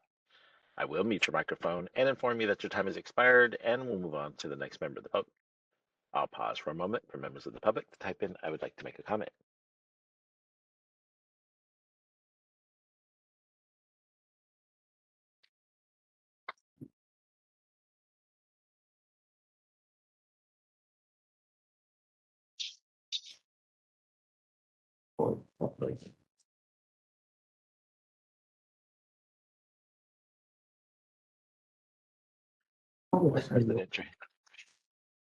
Board President Trujillo, we have a public request for comments on the WebEx.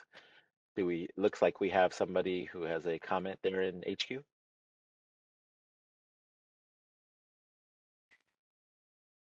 We No, just had Marissa coming up. She's getting Oh, ready for the next one. Sorry, I'm Mark. sorry. I'm sorry. That's okay. There's no Would you like me request to for close this comment here window? at HQ. Thank you. Would you like me to close this window? Yes, please. Thank you.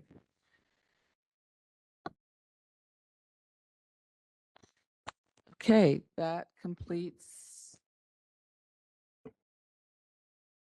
8.7 and 8.8. We're moving on to item in the agenda of 9.0. This is the report on legislation, and I am the chair of this committee. Marissa? Yes, thank you. So the second year of the 2023-2024 legislative session has ended, as you know. And over the last year, the board discussed and considered positions on approximately 25 different bills. Of those 25 bills, 13 were ultimately passed by the legislature and then signed into law by the governor. So I'm going to give a quick overview of those bills because they're the ones that are moving forward to be implemented. However, if you're wondering what happened to any of the other bills, in your meeting materials on the last page, there's a spreadsheet that lists every bill, the last position the board took on it, and then where it ultimately ended up. So the ones who didn't make it across the finish line, if you're wondering kind of where in the process they ended, you can find that in that spreadsheet. So I'll start first with the assembly bills. Again, these are all bills that have been signed into law. First is AB 1577.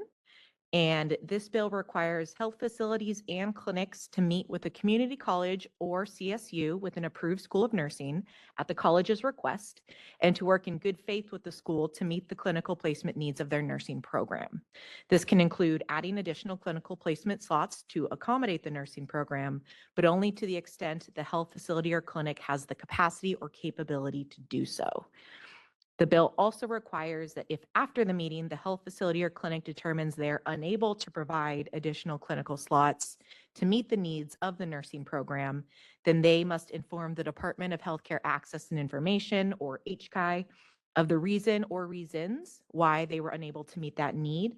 And then HCI is required to post that information on their website, and there's going to be a form developed by the department, so it's kind of a uniform data gathering tool. If for whatever reason the health facility fails to provide that information to HCI, they could potentially be subject to a $1,000 fine. Any questions on that bill? No? Okay. The next one, pretty short and straightforward. This is AB 1991. And this bill requires health profession licensing boards within the Department of Consumer Affairs to require licensees to provide their individual national provider identifier, if they have one, during their license renewal process. So when we discussed this bill, as we said, most of our advanced practice registered nurses will have one of these because they're used for billing purposes. Our RNs can have one, but they don't typically have one because they're not billing directly. But they're hoping to use this data to figure out if folks are serving in underserved areas, especially if they receive state money to do so. Okay. Next one is AB 2015. This bill was sponsored by the board, and it establishes a process for licensees to obtain approval directly from the BRN to serve as a faculty member, assistant director, or director, that they can then use that approval to work at any approved nursing program throughout the state. Okay. Next is AB 2270. And this bill requires the medical board, the BRN, the Board of Psychology, the Physician Assistants Board, and the Board of Behavioral Sciences in determining their continuing education requirements to consider including a course in menopausal, mental, or physical health. So there's a couple CE bills that were passed. This is one of them. This, along with a couple others, are permissive. So it means there's no mandate there. It just says as a board, we can consider including a requirement, but we're not mandated to actually include that in there if we don't wish to. Next is AB 2471, which I believe is spoke about a little bit earlier today. This is a bill that removes the requirement for public health nurses to renew their certification on a biennial basis with the BRN. So as long as they maintain their RN license in an active status, their PHN also remains active. Okay. So I'm scanning to make sure there's no questions I'm missing. Okay. AB 2581. Another CE bill very similar to 2270. This bill requires the BRN, Board of Psychology, Physician Assistants Board, and the Board of Behavioral Sciences in establishing standards for continuing education to consider including a course in maternal mental health. Okay. Next, we have Assembly Bill 2730. This bill adds a certified nurse midwife to the list of qualified healthcare professionals that can perform a sexual assault exam. It also clarifies that qualified healthcare professionals can work in consultation with any licensed physician and surgeon rather than just those who perform medical forensic examinations for sexual assault. Okay. And lastly, another CE bill. This bill requires the AB 3119. This bill requires the medical board, osteopathic medical board, and the BRN and the physician assistant board to consider requiring licensees to take a continuing education course related to the infection-associated chronic conditions. All righty. So I'll move on to the Senate bills. There's less of those. First, we have SB 607. And this bill expands an existing requirement for prescribers to discuss information about the risks that are associated with opioid use and addiction from currently only being required to discuss them when they're issuing those to minor patients to now require that discussion regardless of a patient's age. So it just broadens that applicability. Next, we have SB 639. Another continuing education related bill. This one does have the mandate in it though, so it's a little bit different. You may remember it. So as it relates to the BRN, this bill requires a nurse practitioner who provides primary care to a patient population of which over 25% are 65 years of age or older to certify that they have completed at least 20% of all existing mandatory continuing education hours in a course in the field of gerontology, the special care needs of patients with dementia, or the care of older adults. Okay. Next, we have SB 1015. And this bill requires the BRN through its Nursing Education and Workforce Advisory Committee, or NEWAC, to study and recommend standards regarding how approved schools of nursing or nursing programs both manage or coordinate clinical placements. It also requires the BRN to annually collect, analyze, and report information related to the management of clinical placements in coordination with clinical facilities by nursing programs. That report must then be posted to the BRN website as well as submitted to the legislature on an annual basis.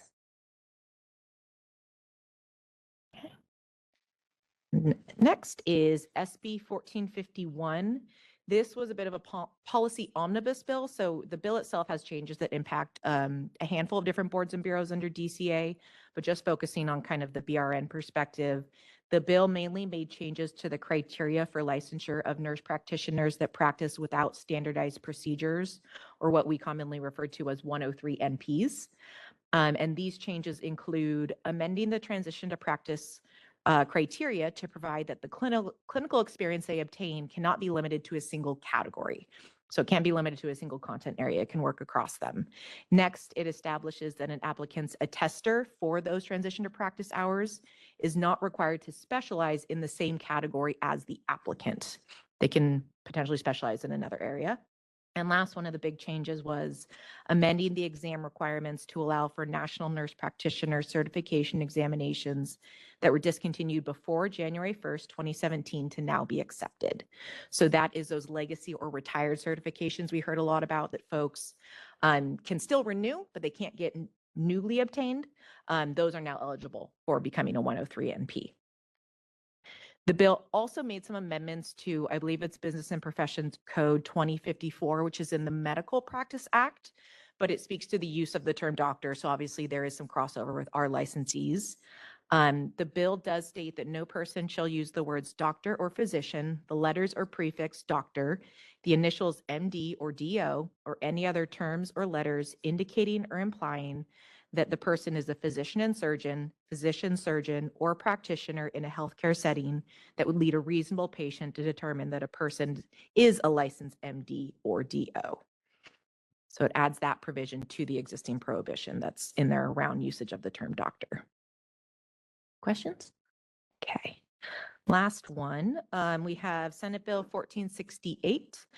And this bill requires each health professional licensing board that licenses a prescriber to develop informational and educational material regarding the Federal Drug Enforcement Administration's 3-day rule to ensure prescriber awareness of existing medication-assisted treatment pathways to serve patients with substance use disorder.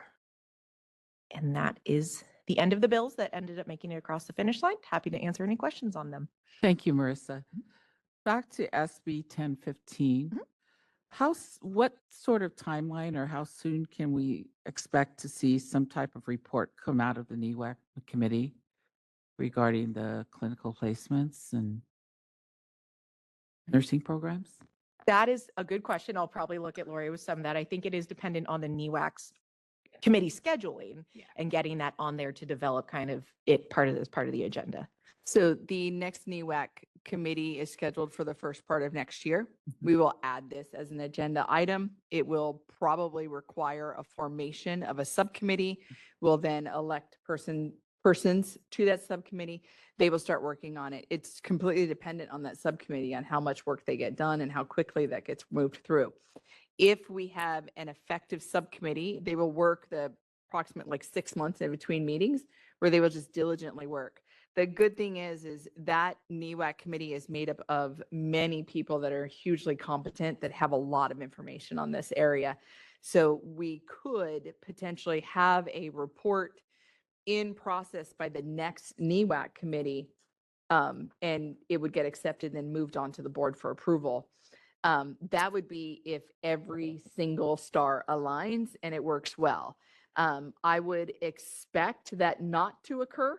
And so I would expect probably about 1.5 to 2 years, but we could get it done in 1 year again if all the stars align. Thank you, Lori, and thank you, Marissa, for reporting out. Any other board member, Patricia Nguyen? Well, I really want to thank Marissa for this very detailed report. I really appreciate it.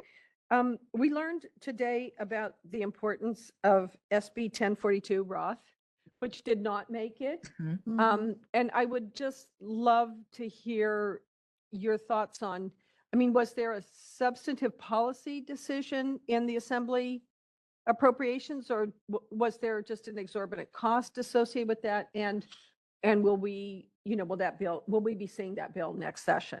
Right. And that is one of the tricky parts of when things do get held in appropriations, because you don't have that kind of open discussion like you do in the policy committees. So for all intents and purposes, they're supposed to kind of look specifically at the cost, which this one, given that, as Lori spoke to, it's developing an entire new data reporting, it did have a cost. It had a fairly decent size cost. And given the budget year, I think anything with a decent cost was being looked at a little bit more closely. I know it involved a lot of stakeholders, a lot of voices. Whether or not that impacted the ultimate passage, we can't say for sure, because again, the debates don't really happen. So it's kind of a mystery sometimes why some things do or don't.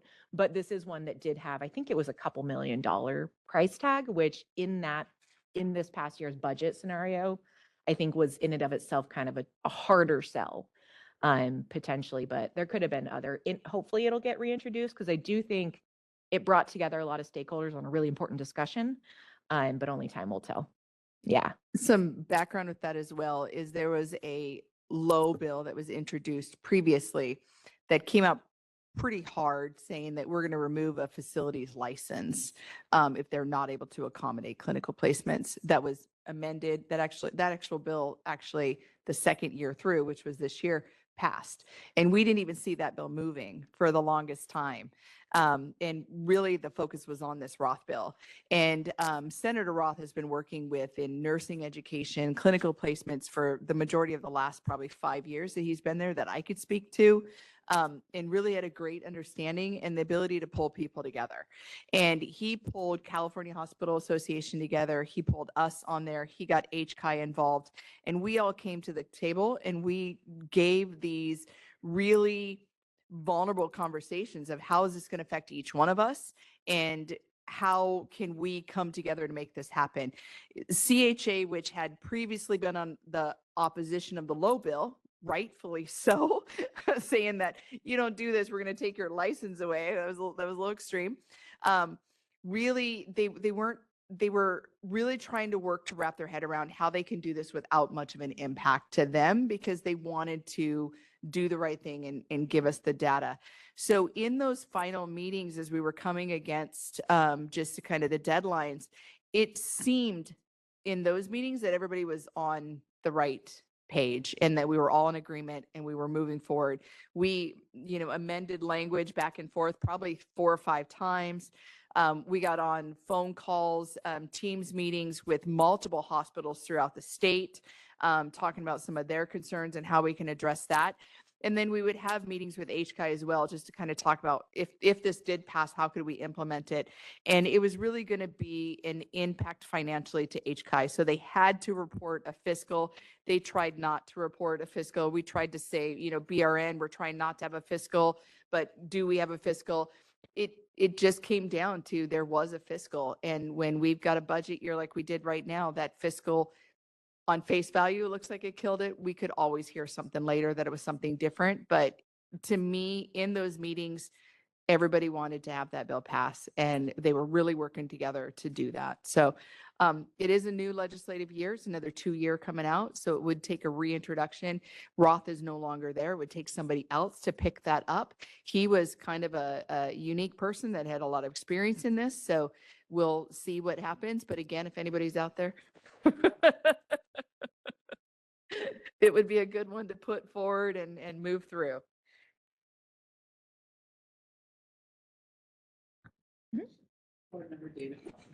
And it's really just to pick your brain. We have 2 assembly bills that we're taking no position on, and I noticed they both are using the language to consider including a course. So I guess my question is, doesn't that sort of take any teeth out of it and make it kind of my follow-up then is, do you think the writers of those 2 bills would ever go as aggressive as saying require the menopausal health course or the maternal mental health course in the other bill? Yeah, I mean, I can't speak for those authors, but kind of in generally my thoughts is, I think ultimately I would assume in an ideal world, they would want a mandate, thinking they're in themselves very important topics.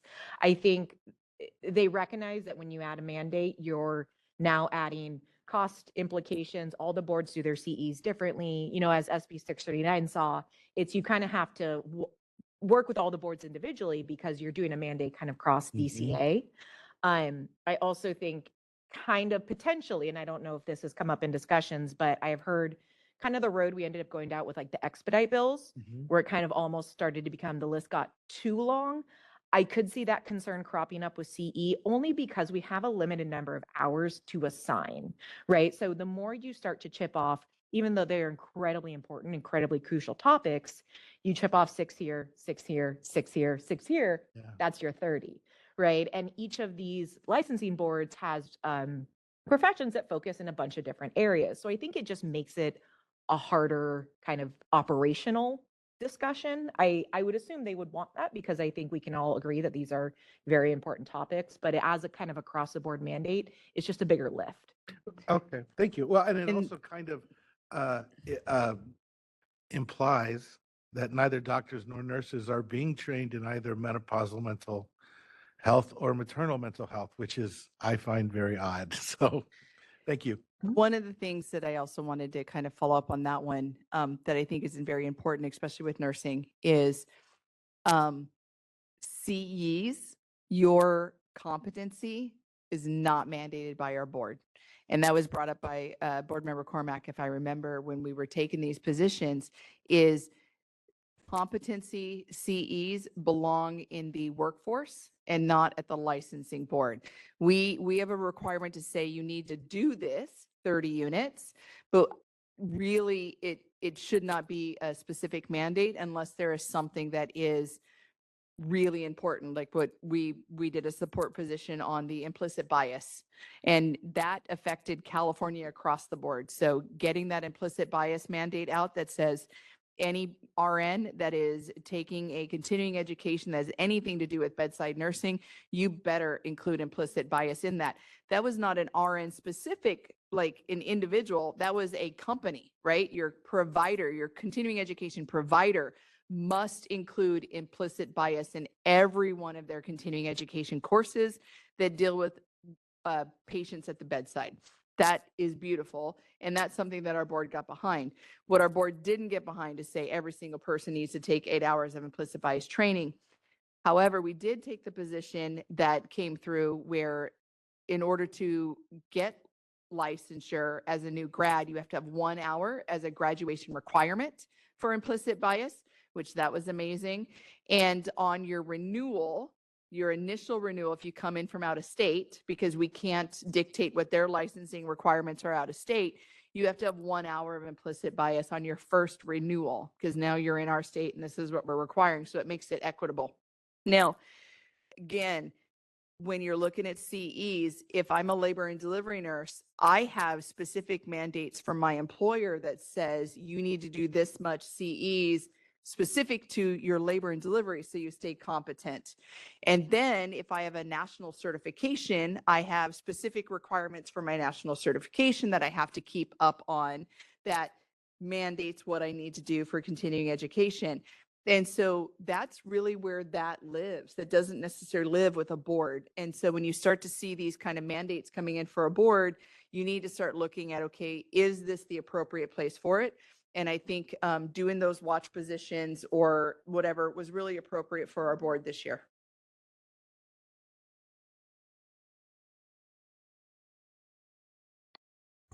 Any other questions or comments from board members?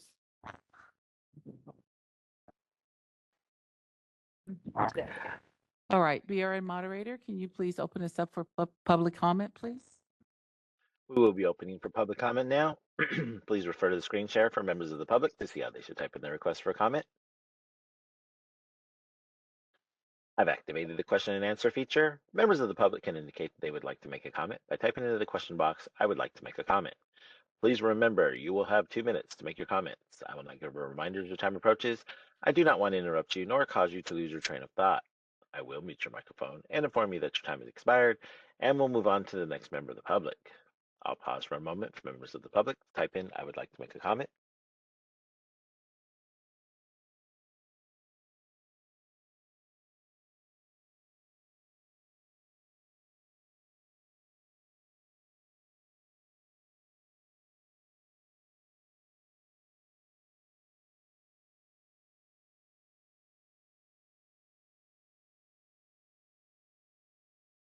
Board President Trujillo, there are no public requests for comments on the WebEx. Do we have any in-person requests for comments there in HQ? No, it doesn't appear we have any requests for comments here in HQ. Thank you. Would you like me to close this window? Yes, please. Thank you. Okay, at this time, we are on item 10.0. This is our closed session. Our board will I'll take over from here. Yeah. go for it, Lori. Thank you. So at this point, we are going into closed session. It is agenda item 10.0. There will be no more WebEx or webcast for the remaining of the day here. Our board will be in a confidential closed session. If they're able to get through the items today, we will open up tomorrow with agenda item 11.0 in open session. If they are not able to get through their closed session items, we will open up tomorrow in open session to let you guys know that it was not completed. We will go back into closed session to complete any remaining items that are not done by 5 o'clock tonight. And then we will start and open up with agenda item 11.0 and go through roll call, all that kind of stuff when we adjourn, when we rejoin. But our intent as this board, which has been, they've been very efficient in this, is our plan is to end the day with closed session and resume tomorrow at 9 a.m. in open session, hoping to go into agenda item 11 and complete at agenda item 15 tomorrow. Thank you.